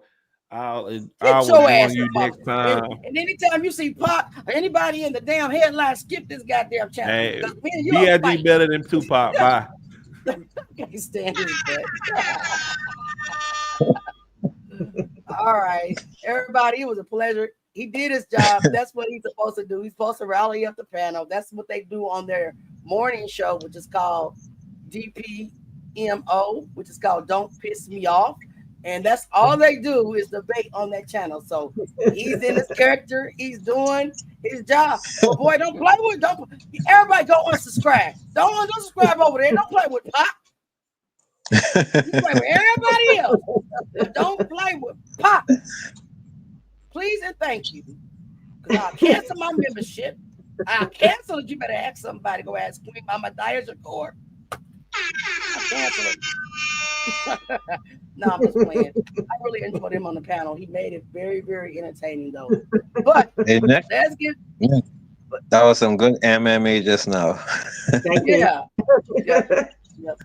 Very entertaining. So thank you, everybody. Say thanks to Black TV for coming up on my panel and giving us some of that good pushback, but you'll never ever make me to believe nothing serious with Tupac Shakur. Period. Point blank. Done. Forget about it. Don't even try. All right, guys, let's get back into it. Particular time, it was known in New Jersey where a lot of youngsters was getting high off of pills. I'm not sure what type of pills they was taking, but everyone was dumping pills. You understand? My little cousin Roddy, he also never would leave. He always had a gun on him. You know what I mean? And imagine an individual who's not in his right mind. He probably was 13, 14, 15 years old, always high, playing with a gun. You know, he said that he was playing with the gun, pointed it in the face of Gaddafi, and the gun accidentally went off. I think what we're watching is, and I had to cover it up because it's Black TV, right? Fair use, fair use. However, I'm trying to protect my channel, so that's why you see Gaddafi's mom. It says Yasmin Fula more than you see Napoleon, Idi Amin, and Young Noble in the back. But just kind of listen, and then she's going to come back and she's going to respond to this interview. Gaddafi died in November, if I'm not mistaken. October, I left. October, I went to Atlanta. And I told Gaddafi before I left, we need to get out of there. I think I got arrested and I seen myself getting into some trouble. So I told Gaddafi, man, we need to get a lot of this stuff that Gaddafi did that I ain't really saying. I'm not going to say now. No, we ain't got to. You know what I mean? That he was like, man, I saw him putting in some work. And I was like, Gaddafi, we need to leave. You know what I'm saying? So he's like, no problem, go to Atlanta. I'm going to meet you down there. I got out of Jersey because Jersey, it was a very bad, tough situation. But before I left, I introduced Gaddafi to my little cousin. Gaddafi and my cousin, they used to like to pop pills. You know what I mean? This was a time where the youngsters in Jersey used to get high by popping pills. So they automatically clicked because they had something in common. Me, the only thing I used to do back then was drink. I wasn't into anything else. So they would hang all day, pop their pills, do what they had to do, and they was kicking it with each other.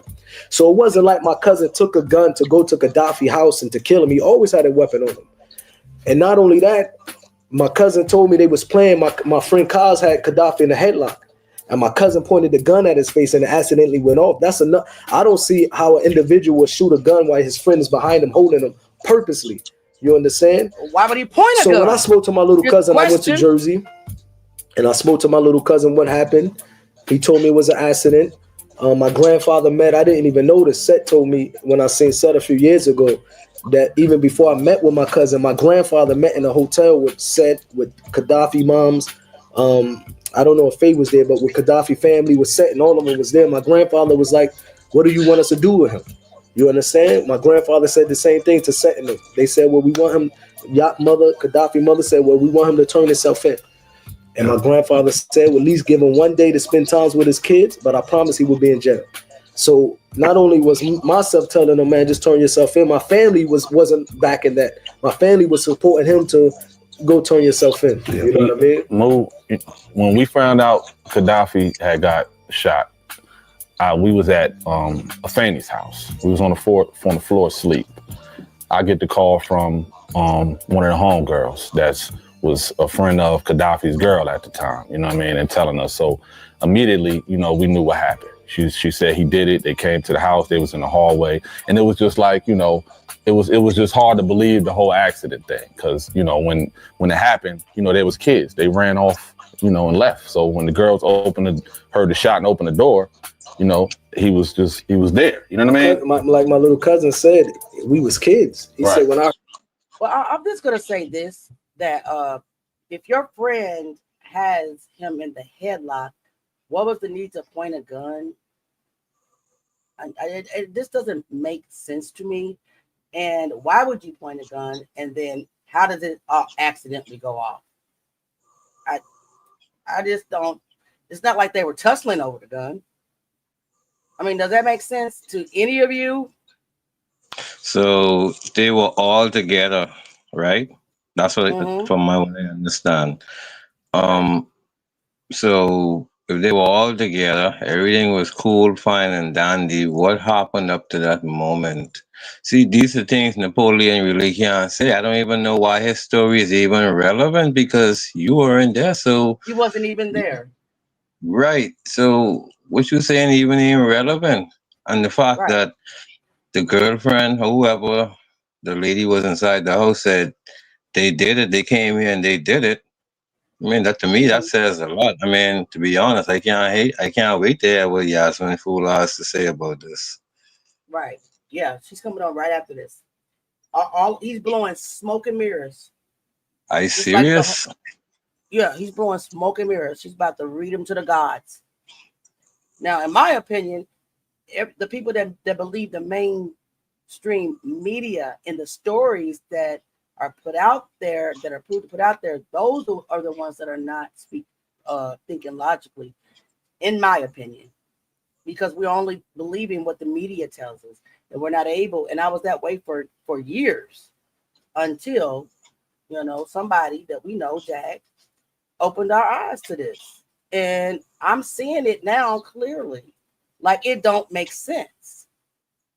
All right, when we shot him, I'm sorry, I did not mean to start. Does anybody else have any commentary on this part? No. Okay. I didn't know what to do. That's the first time I ever shot somebody. Of course they're gonna run, no doubt. So he panicked and ran. You know what I mean? Immediately though, when we get on the phone, you know, I'm like, who did it? All this, you know, like Napoleon cousin. It was crazy. He get on the phone immediately, like probably the same day. He wound up getting in touch with his cousin, and immediately was telling him to turn himself in. It was just I went to Jersey. No, I remember you actually got on the phone with him too, though, at the house. Yeah, you probably don't remember, bro. You know, we was just talking about that. You know, he used to drink every day, man. A lot of stuff. Be catching up, man. Stealing some memories. Since we just been back connected, we talked about a lot of different things. Like, I can't remember the Hennessy, but I remember that. I remember he wound up talking to his cousin when we was at the house on the phone. Yeah. And, you know, you was telling him to turn himself in. But that scenario was like, it was the worst case scenario. It's a nightmare. Ever you could think about. You got to think. He loved Gaddafi. Gaddafi was my family as well. He was, you know, and it split us up. Official response to the Outlawz v. Lads TV interview discussing Gaddafi's murder of Crows message to the Crows, formerly known as the Outlawz. When crows descend upon a carcass or attack the weak or injured of their flock, it is called murder of crows. In a pitiful attempt to stay relevant, these three crows are doing just that upon the carcass of my deceased son, Yafeu Fula, and Tupac Shakur. So I have officially renamed the remaining outlaws to the crows. At no time did any of them reach out to me and say, we are discussing Gaddafi in an interview. And want you to know that at no time has Muta reached out to me to offer anything regarding pain and suffering of my family. Any admission of responsibility of his cousin, given the fact that Yafeu is responsible for him having any ounce of credibility. Instead, this continued exploitation and capitalization of his murder, this despite the fact that I and my son lifted him up from his circumstances. I responded to his 100 phone calls begging to be a part of Tupac's group and made sure Tupac met him. I did this, not Yafeu, me. Despite the fact that Muta has admitted on numerous occasions, this was murder. He continues to capitalize upon the notoriety that brings accreditation to his Arab handlers and media attention by America's slanderous and corrupt social media. The same goes for Noble, who knew Tupac for only 2 months, that much, who thinks he is the spokesperson, the keeper of the flame of the revolutionary Tupac Shakur, and his beloved brother Yafeu. Ad nauseum, he wears a shirt of the revolutionary Che Guevara while bamboozling the fans into thinking he is appointed as representative of our revolutionary legacy. Not one of these crows dares to acknowledge the bond of love and devotion between Tupac and Yafeu, but instead go on social media discussing Gaddafi's death like they are reading from a script, promoting their own irrelevance and disastrous music. They are the whores of Hollywood who have made careers deceiving the fans as to their merit and commitment to principles my sons died for. They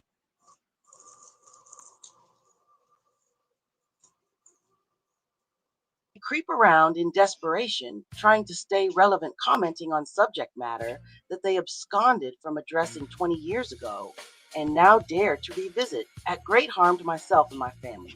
I have asked them repeatedly not to speak my son's name. Instead, they dare to do an interview with the family member whose cousin murdered Yafeu. Number 1, my son was murdered by Roddy Beal, Muta's cousin. Make no mistake, it was murder. Muta's family threatened all the witnesses and folks willing to come forward to testify that Roddy had threatened Yaki. Roddy even called the house where Yaki was at and told the people he was coming, but don't tell Yafeu. He and his accomplice, Kadir Way, plead guilty to manslaughter and received light sentences because prosecutors had no witnesses. My son was buried under a shroud of lies which Muta and his family perpetuated. He fooled the world by claiming that his cousin made a mistake, despite privately admitting he was a notorious pillhead, pulling guns on people and unstable. He chose to support his cousin, listening to only his version of what happened. He made his choice. You can't have it both ways. You either stand for the truth or you stand for the lie. You supported a murderer and now dare to try and encourage interviewing your cousin. Why to advance your ratings? Why by the make way, him an outlaw guys, or murder of by the pro way, member? we were so wrapped up in the comments. This is Yasmin Fula's response to Napoleon and the Outlaws. Okay. That would be quite fitting. To stay relevant with your Arab handlers, it required some measure of courage to investigate and not just rely on his cousin. There was a Facebook We investigated. We know what happened. Muta participated in the cover-up, left the group, went to Saudi Arabia, leaving all to deal with the fallout of death and pain. Now he comes back an international hero, claiming rights of respect he does not deserve. I never blamed him for my son's killing. My son loved Muta. I blame him for participating in the cover-up which resulted in the lies today. Muta knows it was murder and has And by the way, guys, so in his numerous insulting speeches his life. Muta is Napoleon's real name. Muta. Yeah. So, okay. All right. So she is speaking about Napoleon.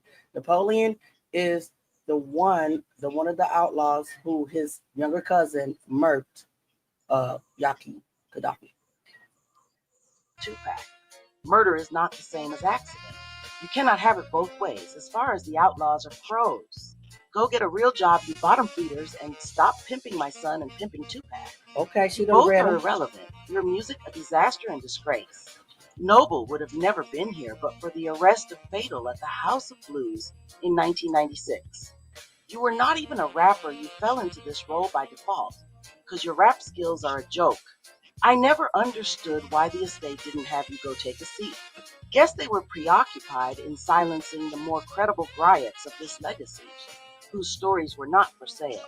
Me, your skills are mediocre, and when I hear you rap, I feel like my nails are scraping against a chalkboard. Had Tupac lived, I am sure, based on his comments to me, would have eased you out. It is as if in this interview you cannot say my name. Stop saying Gaddafi's mom. I am the true keeper of the flame of both Gaddafi and Tupac. Say my name, Yasmin. Eddie, pretty surprised, but not surprised at you. Mew didn't do it. When was that ever the issue? The issue was honor, principle, integrity, and standing up for what really happened. You showed 20 years ago you lacked the balls to ask relevant questions regarding Gaddafi's murder, and today you continue to ride the Tupac gravy train, trying to stay relevant, sell records. We know you're a broke ass. Get a damn job. Stop throwing up signs. You're too old. Tupac was recruiting all of you for the work to build a movement for justice and truth. To strike a blow against mass incarceration, unemployment, misogyny, and build constructs in the community for empowerment of Black people. He chose international monikers for all because he was a global visionary connected to the world. Do you know what's going on in Uganda? After all, you were named after Idi Amin because you were overweight and obviously adhered to the same corrupt behavior. I guess Tupac saw more than I, even though I helped pick out the names. SMH. This wasn't about your personal paychecks, which is what you have turned this into. A damn paycheck. All of you sycophants feed on his corpse. Tupac was a revolutionary whose greatest flaw was associating with such losers as you and the other, no names too many to mention, who ride the Tupac gravy train daily. Why continue to claim relevance by discussing my son? Why couldn't any of you say, wow, we don't need to broach this subject out of respect for Yasmin? You couldn't even say my name till the end. I am Gaddafi's mom. The slap in the face and debacle of not being allowed to perform at the Rock and Roll Hall of Fame is indicative of your irrelevance. You and Noble should have sat down long time ago, but now you bring shame to our families, not just mine. None of you should have been on the stage, not T.I., not Snoop, not Mopreme, not None of Preach. them. You know who should have accepted the award? Joan Baez, who was already being inducted. Why? Because she, more than any of you sleazy sloths, was a revolutionary, stood for the same principles Tupac was taught: anti-imperialism, anti-capitalism, loyalty, courage and integrity, freedom and justice for humanity and Black people's independence. We women taught him that, and he loved women. This is the subject of my projects, the circle of women who nurtured and raised Tupac and taught him love and respect. As far as Muta, go back to your handlers in Saudi Arabia or Dubai or wherever your Arab band of Islam came from. How dare you come to America preaching anything as you live under the protectorate of an Arab empire that enslaves and murders Africans daily, the Sudan, etc., where women are treated as animals, Saudi Arabia, where Africans are subjugated. I am a revolutionary warrior woman.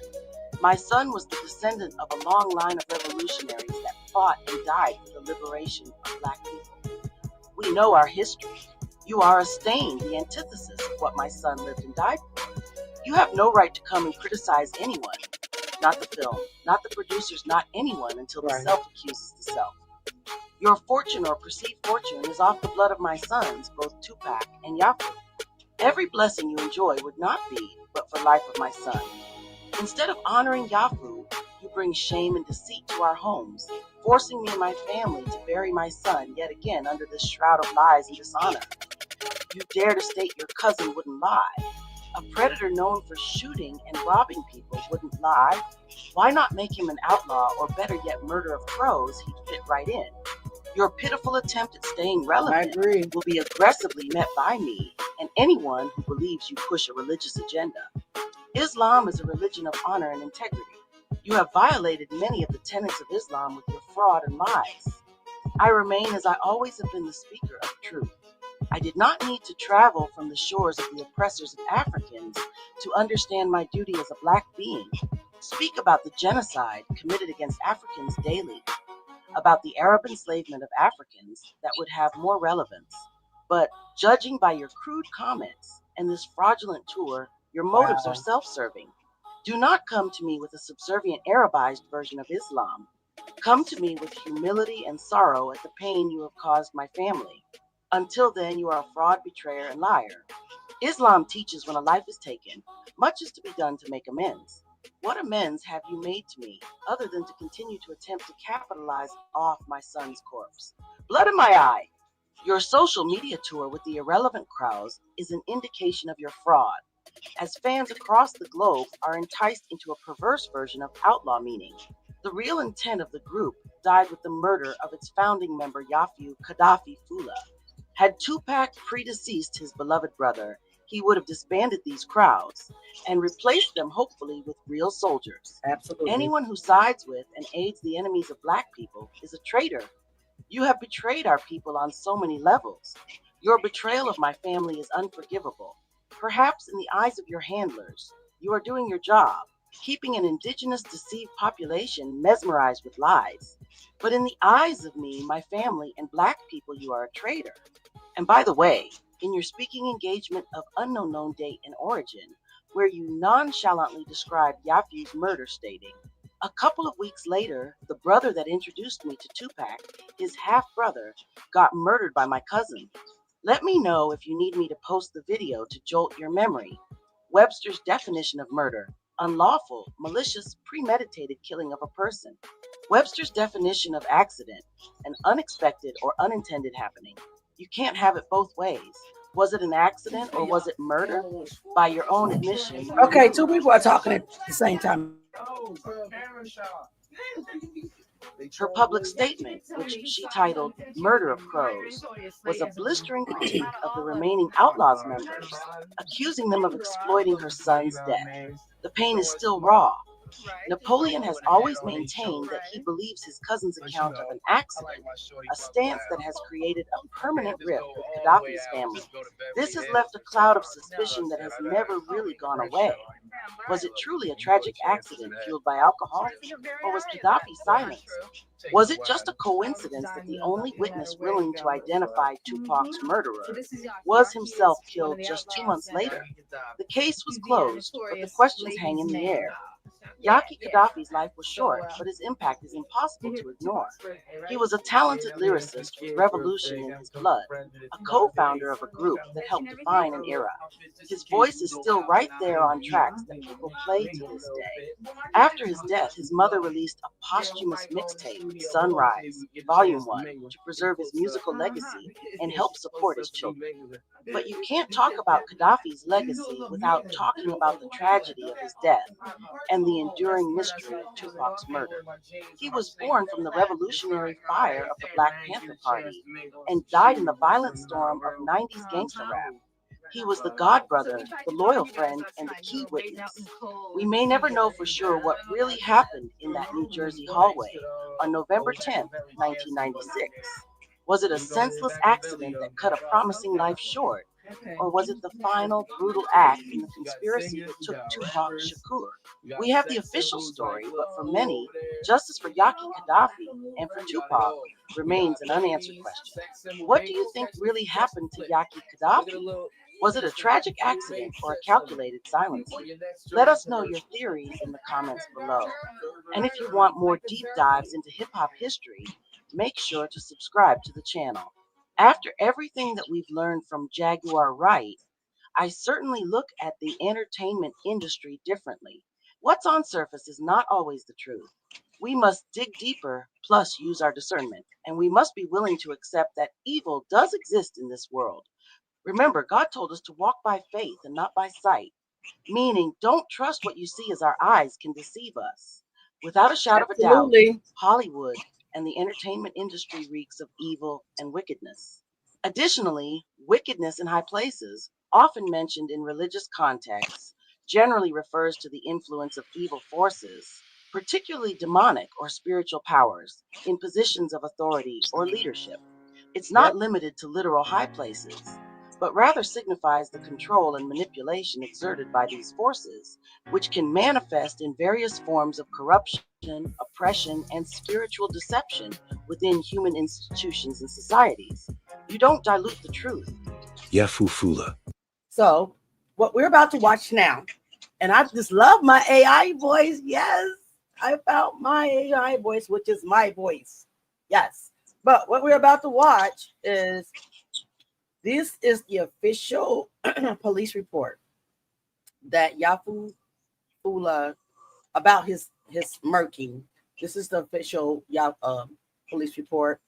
AI is reading it, of course, and this is something I cannot attest that this is the real 100% report, but I do trust the channel that I got it from. So I do believe that this is the official police report. So let's just take a listen to what it says. Date of birth, October 9th, 1977. Aggravated assault with a firearm. Harm reported 3:48 a.m.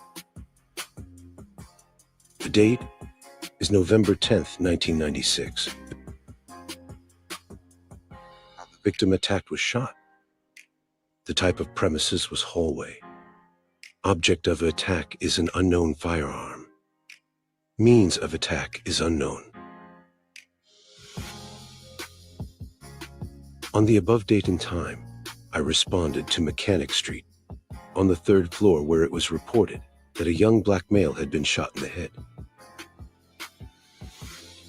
I entered the 3rd floor hallway and observed a young black male laying on his back on the floor, with blood on the right side of his face. Holding his left hand was a young black girl, later known as Female No. 1 and Female No. 2. The names were redacted as they were minor. I also observed a green in color pipe approximately 2 feet from the victim's foot. I then asked Female No. 1 and Female No. 2 to enter the apartment in order to conserve the crime scene. Why do you think that there was a pipe laying at his feet? Did somebody try to stage the crime scene? Maybe. Did they try to put a weapon there to make it seem like at first it was self-defense? Or maybe the perpetrator dropped the pipe because they were using the pipe. But no one ever said that they were beating him with a pipe. They said he was in a headlock. Headlock. Oh, sorry. I thought it was a smoking pipe. No, it said a green and yellow pipe. Not a smoking pipe.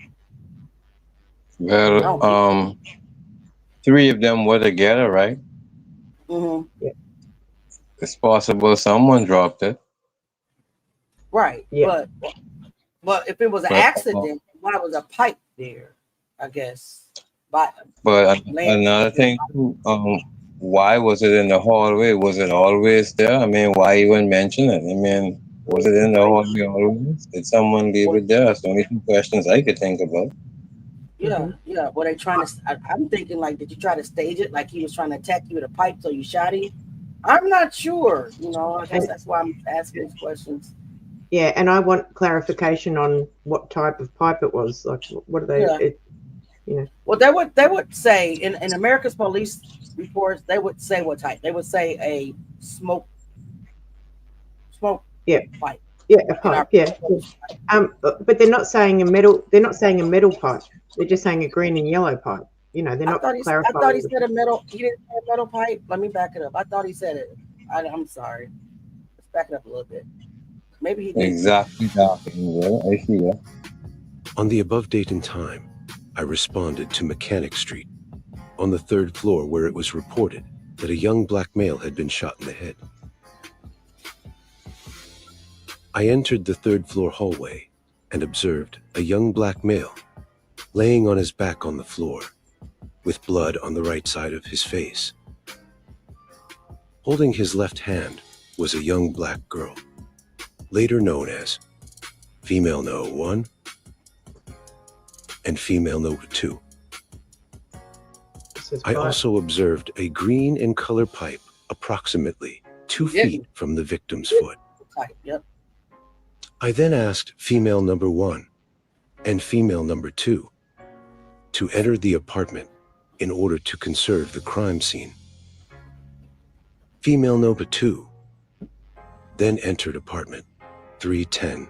Okay, so this to kind of clarify what I'm saying is that in America they call pipes paraphernalia type of. They would have called that out. Yep. Right. Yep. They would have said paraphernalia, something like that. Mm-hmm. Yeah, paraphernalia. Yep. Okay. At this time, Officer B. Troop, Officer A. Smith, and Lieutenant T. Smith arrived on the scene. I then entered apartment 310 and spoke to female No. 2 and her daughter, female number 1. Uh-oh, where'd Chipper go? Female number 1 then told me that the victim was a Mr. Yafeu Fula, Drop the link again. which was female number 1's boyfriend, and that he had been visiting from California and had missed a flight earlier today going to Georgia. Female number 2 then stated approximately 8 to 10 minutes before the incident occurred. Listen to what the paperwork said that he had missed his flight back to Georgia that day. Mm-hmm. He missed his flight. He missed his flight and got murdered. But wasn't he putting off that flight? No, he missed it. But did he cancel a whole bunch of flights before that? I'm not sure. I didn't hear that part. Did you hear that? Yeah, Did you read that? I thought I was watching something earlier on. I think that's what they were talking about. It's possible. It's possible, but I didn't come across that. Okay.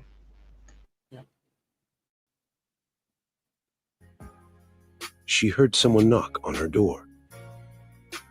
Upon answering the door, she was confronted by 2 black males, one of them being approximately 5 foot 5 inches in height, slim build, light-skinned, brown eyes, wearing a green jacket with dark pants, with a shaved haircut, and a solid black or dark blue baseball cap.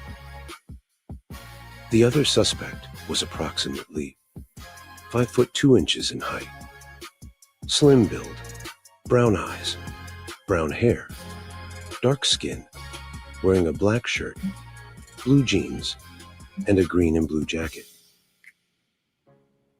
Both suspects appeared to be 18 to 20 years of age. Female number 2 said that the unknown actors asked to speak to the victim. The victim then answered the door and greeted the actors as if they were friends. A few minutes later, female number 1 and female number 2 state that they heard a gunshot, and when they looked out the door, they saw the victim on the floor and both actors had fled. Female number 2 then notified us. Female number 1 stated that Mr. Fula had been wearing a bulletproof vest because Mr. Fula was the belated rap singer Tupac's brother, and that he had had a lot of problems with the people in the area because of it. I then asked female number 1 and female number 2 to stay in the apartment and that Mr. Fula would be transported to UND hospital. I then exited the apartment and observed EMS treating the victim.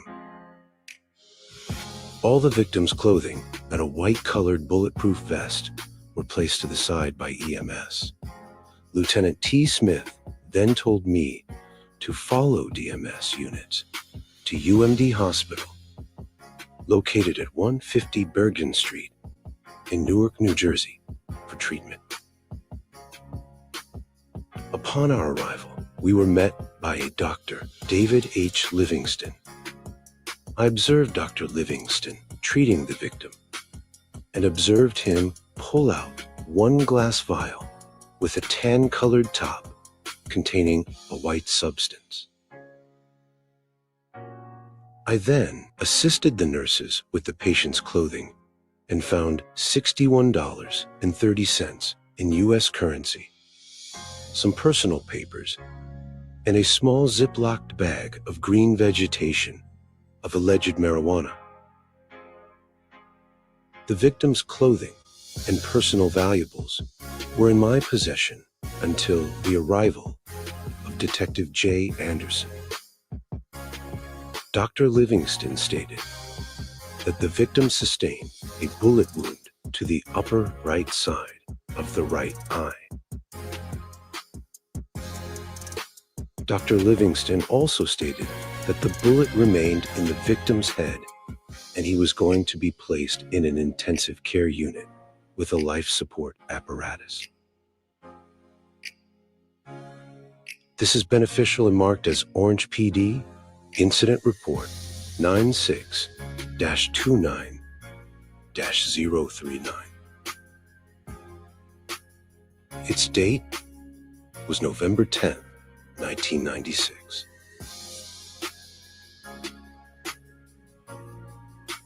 Wow. My only sincere hope is that possibly by releasing this document, we can come one step closer to solving the numerous murders surrounding those who were with Tupac, supported Tupac, and died in mysterious ways while at Death Row Records. From Johnny J to Frank Alexander to Michael Moore to Russell Poole, these murders seem to be more than just one big coincidence. I want to give a big thank you to everybody who watched the video. And if you would like more information on the unsolved murder of Tupac Shakur, be sure to check out Tupac Assassination, Battle for Compton. It's available for free if you have Amazon Prime, and you can also find it on Google Play, as well as even on YouTube to rent. It's well worth the watch, and it shows you the broader picture that goes way beyond just a gang beef. I appreciate Dark Angel. I remember that day like it was yesterday. I remember that very moment. I was in the basement of my mother's house, and I was in there with my cousin, and the news came on, and they announced it, and I just fell to the floor. Like, oh my God. Like never before I've ever felt that way about a celebrity. But it was like I knew him. It's like I knew Pop. So, because I just resonated with the words. Like, to me, like, Black, he's young. He doesn't get it, you know, where I was a young adult at that time. I was 20 years old, to where I was like, when he was introduced to the world, I was like 15 years old. So I totally understood. And I lived in the ghetto. So I resonated with all of his storytelling or his real life, you know, telling when it came to growing up in the ghetto, that he was like, oh my God, he's talking about things that I see every day. Brenda's got a baby, teen pregnancy, teens, prostituting themselves and things of that nature. Dear mama, because I felt that way about my mama. I was mad at her for so long, but then you think about it, like, yeah, mama did do her best, keep your head up, stuff like that, to the Black women, that's why I think that Tupac is the dopest. I don't care about the cadence that Biggie had. I don't care about the cadence that or the lyrical, the rhyming ability. It didn't mean nothing. It didn't mean anything to me. I didn't resonate. I mean, I think that Biggie was talented. I liked Biggie. Not saying anything about it, his talent or anything like that. But there was no substance in what he was rapping about. He was rapping about hood things, but he wasn't rapping about real things.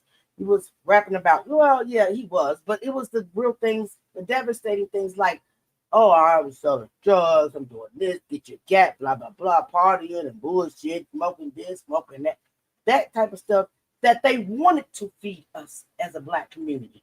The industry and the hip hop agenda wanted to corrupt our minds. They wanted mass incarceration, and they wanted us to murk each other in the Black community. So there was no uplifting. So the lyrical ability, the cadence, or whatever, that's nothing when it comes down to the substance that Pac had in most of his rhymes. Yes, he made some nefarious songs. Well, that's the part he had to play some of the game to get some type of money, right? That's what they had, right? That's what they made him do. But that's why he wanted to become independent, because he no longer wanted to talk about that crap. He didn't want to poison the mind of Black people because he was an activist in heart. He grew up in the Panther family. He was a revolutionary at heart. If people would really listen to his interviews, you would see that kid, because that's what he was when he passed away. To me, he was a kid, had knowledge, had love, had wisdom, period.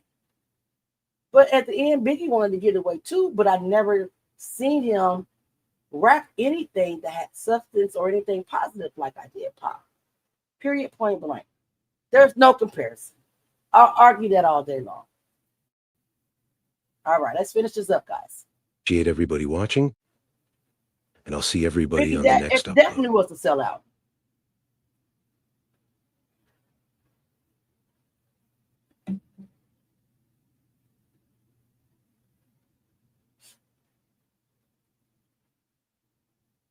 There's purposely no music here, but I did do another song for Kadafi, which is about to come on next,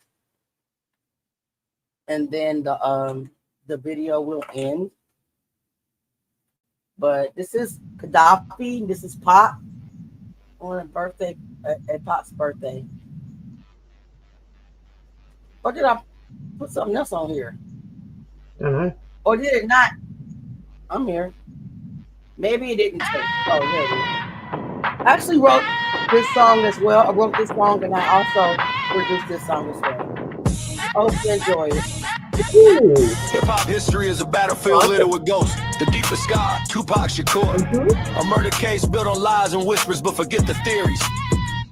The one man who could have pointed his finger at the trigger puller was executed before he could talk. This is the truth, boy, like saying, they did the hard thing, and 2 months later they made sure he was a Once the witness dropped, one shot the truth stopped.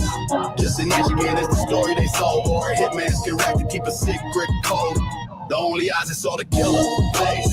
And recent from the game, no fucking praise. Forget the Vegas was a better bomb forged to fire. Before Yaki Kadafi, there was Yafeu Fula, a brother to Tupac. Born from the same camp, the struggle they mother's fought. So when Pac ignited the world, he brought his day one with him.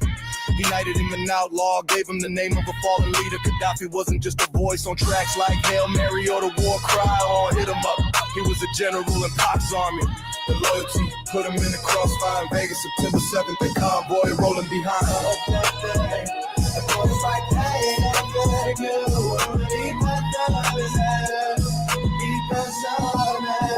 That loyalty put him in the crossfire in Vegas, September 7th. That convoy rolling behind Pac's BMW. He was right there. He saw the white Cadillac pull up. He saw the arm extend from the back seat. He saw the muzzle flash that ripped a hole in the universe. He told the police flat out, I saw him. He was the key.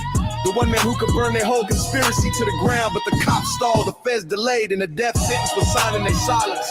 Tupac's death threw a black shroud over everything. The air turned to poison, paranoia wasn't a whisper, it was a scream.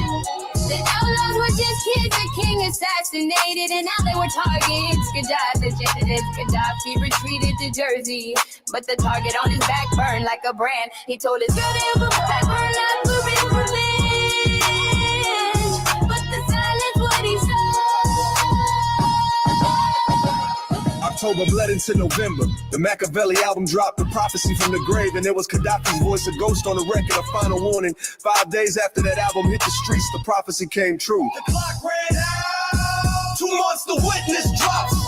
One shot, the truth stops. Just imagine is the story they sold, or a hitman's contract to keep a secret cold. The only eyes that saw the killer face. Erasing from the game, no fucking trace. November November 10th, the Project hallway in Jersey. Yafeu Fula bleeds out on the 3rd floor, landing a single shot to the head. The official story, a joke, a fucking insult. They called it an accident. The shooter, Roddy Beal, a relative of another outlaw, turns himself in their fairy tale. They were drunk playing with a gun and it just went off. He gets a slap on the wrist for manslaughter. Case closed, move along. But the streets don't buy fairy tales. His family screamed it was a lie. His mother knew it was bullshit, an accidental shot to the dome. The only witness in the biggest murder in music history dies by mistake. Don't insult our intelligence, this wasn't an accident. This was a cleanup job, a hit, plain and simple, to bury the truth with. So let's stop asking questions and start stating facts. Who gained the most from Gaddafi's death? The man who pulled the trigger on Tupac, Orlando Anderson, or the one who ordered the hit on Tupac? Did he? Did he? It was payback for the MGM lobby beatdown, a hit orchestrated by his uncle Keith D, or was it Diddy? If Gaddafi had lived to see a police lineup, he would have pointed his finger and the whole house of cards would have collapsed. He was their number one threat. His death wasn't convenient, it was required. Now a decade later, Keith D is in cuffs, and the world acts like justice is served, but it's a hollow victory. It only illuminates the price of pay. His testimony was a key and they stole it from him. So when you remember Gaddafi, don't just remember the witness. Remember the artist. Remember the soldier who stood by his brother and paid the ultimate price for his loyalty. So let's be clear. This was no mistake in a Jersey hallway. This was a calculated execution to shatter the key that could unlock the Tupac case. The truth isn't lost in some fog. It's written in blood. We left with hip-hop's most brutal what if, a double execution. First the icon, then the witness. Right. This is our final tribute for the talent they stole, for the truth he held, for the man who saw it all. Rest in power. Yaki Kadafi, outlaws for life. 2 monster linkage. Push out the killer. Destination me into story they sold. Get mastered with to keep it so quick. The only odds is saw the killer. Hey, inflation everything will fuck it. Hey, 2 months, the linkage. Push out the killer. Destination me into story they sold. Get mastered with to keep it so quick. Hey, the only odds is saw the killer. Hey, inflation everything will fuck it. Hey. R.I.P. Yaki Kadafi. I can't disagree, y'all. So. All right. Auntie Leah. Leah, I really liked the music. I really liked the instrument in that song. That sounded a bit Middle Eastern. I liked it. Thank you. Really liked it. Yep, thank you very much. I tried something new. Trying different things. And before you close out today, can we play like 5 minutes of what I've got sitting there, just as a little advertising? You know, if anyone hasn't subscribed to my channel, you know, I've got some good stuff over there. Yep. Everybody go subscribe to Mixed Mountain Productions channel. She got some dope songs and dope content over there. Yeah, give them a little taster if you're not got anything else lined up after this. I do not. So, where'd it go? Oh, there it is. Yeah, there we are. Let's go. Right. Let's check out a little bit of this. Now, if you like it, I'll put the link in the chat and you can go to it. There's like nearly 2 hours worth of this music. We're not playing all of that. We're just playing a little bit. All right, let's go. Let's go. Come on now. Yeah.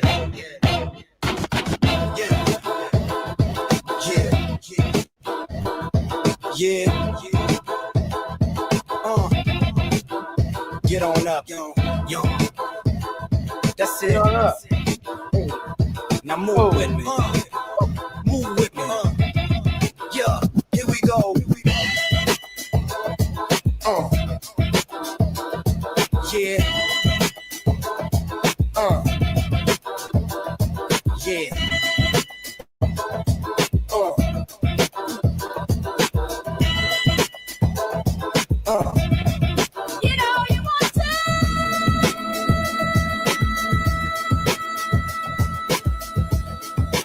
It's that 80s vibe, guys. That early 80s.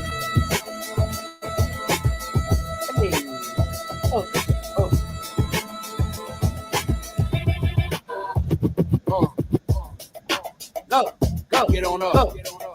Hey, that's it. Hey, the roof. Now move with me. The roof. The roof is on me. Hey. Here we go. Yeah. Yeah. Go.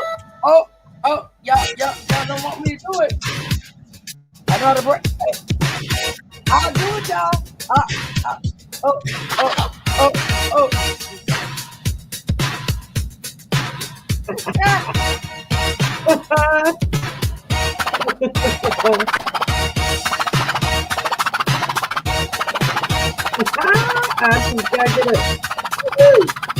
I'm doing that too, y'all.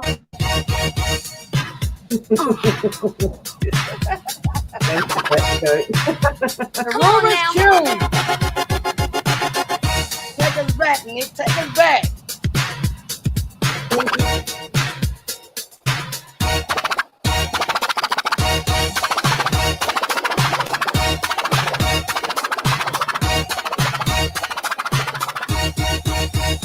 Yeah. I love this beat.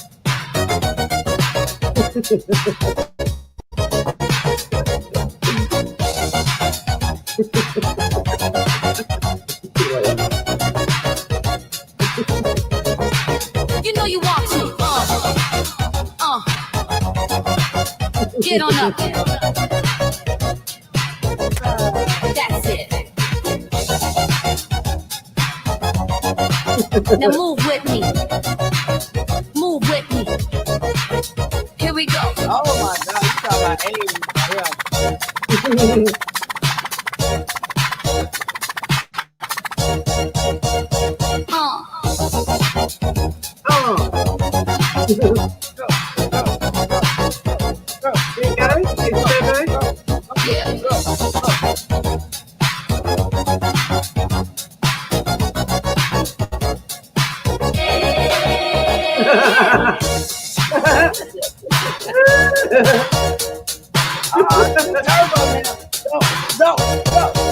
You know you want to. Go. Oh, okay. I was about to do it now. Come on, he's doing it. He's still doing it. It goes well. I'm just like Turbo.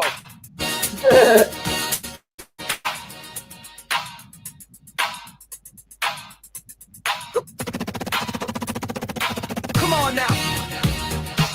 Goes well with the dancing. Throwback Tuesday. Hey, Temper. Go.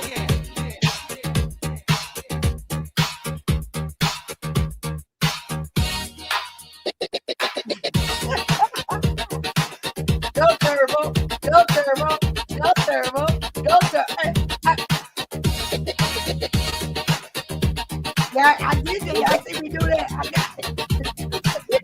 It goes well with music. Yeah. Y'all see my broom?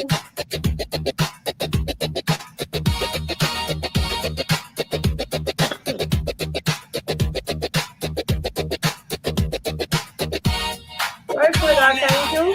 Go for it. It's allowed. I've allowed it. Use it.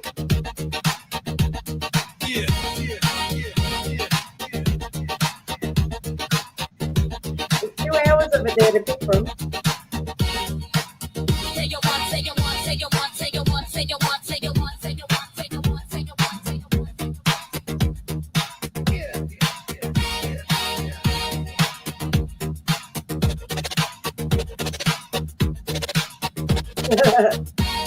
Get on up.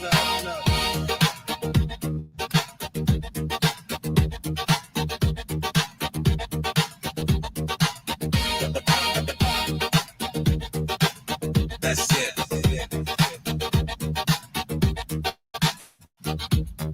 Now move with me. Move with me. Move with me. Get on up, Sam. Yeah.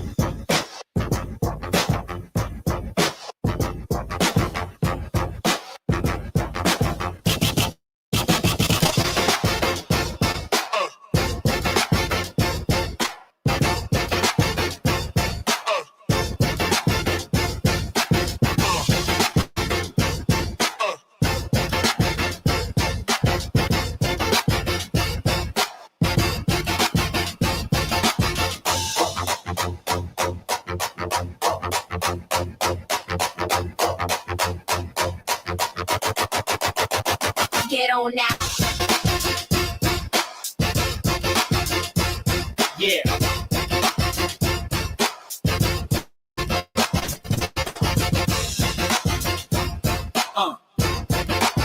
You know you want to.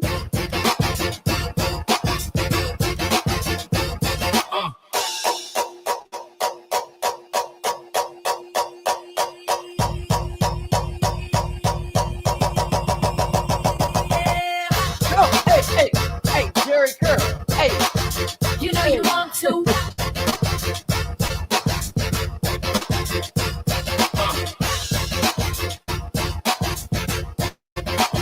You know you want to. That's it. Now move with me.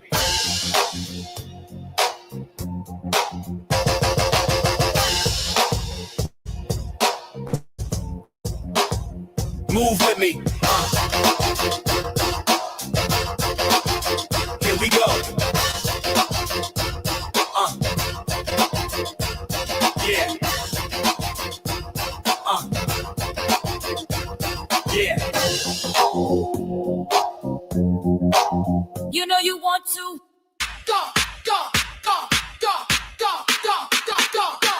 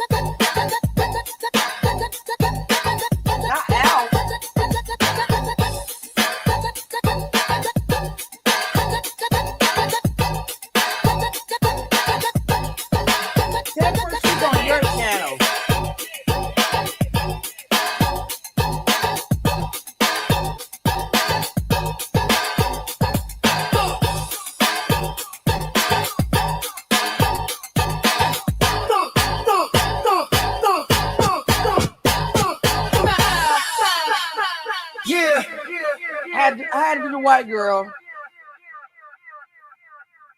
All right, guys. Thank you so much, Nick.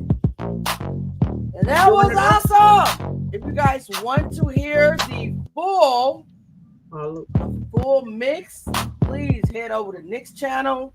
Subscribe to the chat. Yeah, Nick, you know I gotta go to work in the morning. It's 11:08 p.m. So I gotta go to work. Head over to Nick's channel. My channel.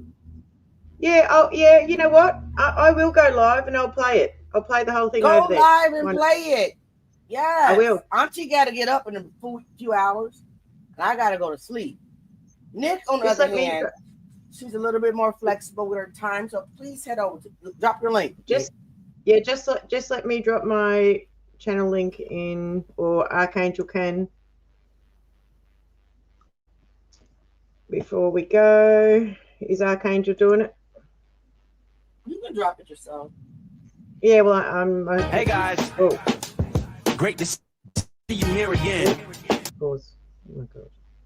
Please go jam out with Nick. She's on Australian time. Yeah. That means it's only 9 p.m. her time in the afternoon. It's 11. That's great. Yep. 11:09 p.m. my time. I have to work in the morning, so we will be back live this week. I'm gonna try to put another video together for us so we can do another segment of Hip Hop is a Graveyard, guys. So I love you guys. I appreciate you guys for rocking out with us. I'm not ready to end it yet, woman. My panel been acting up today. Y'all been acting up.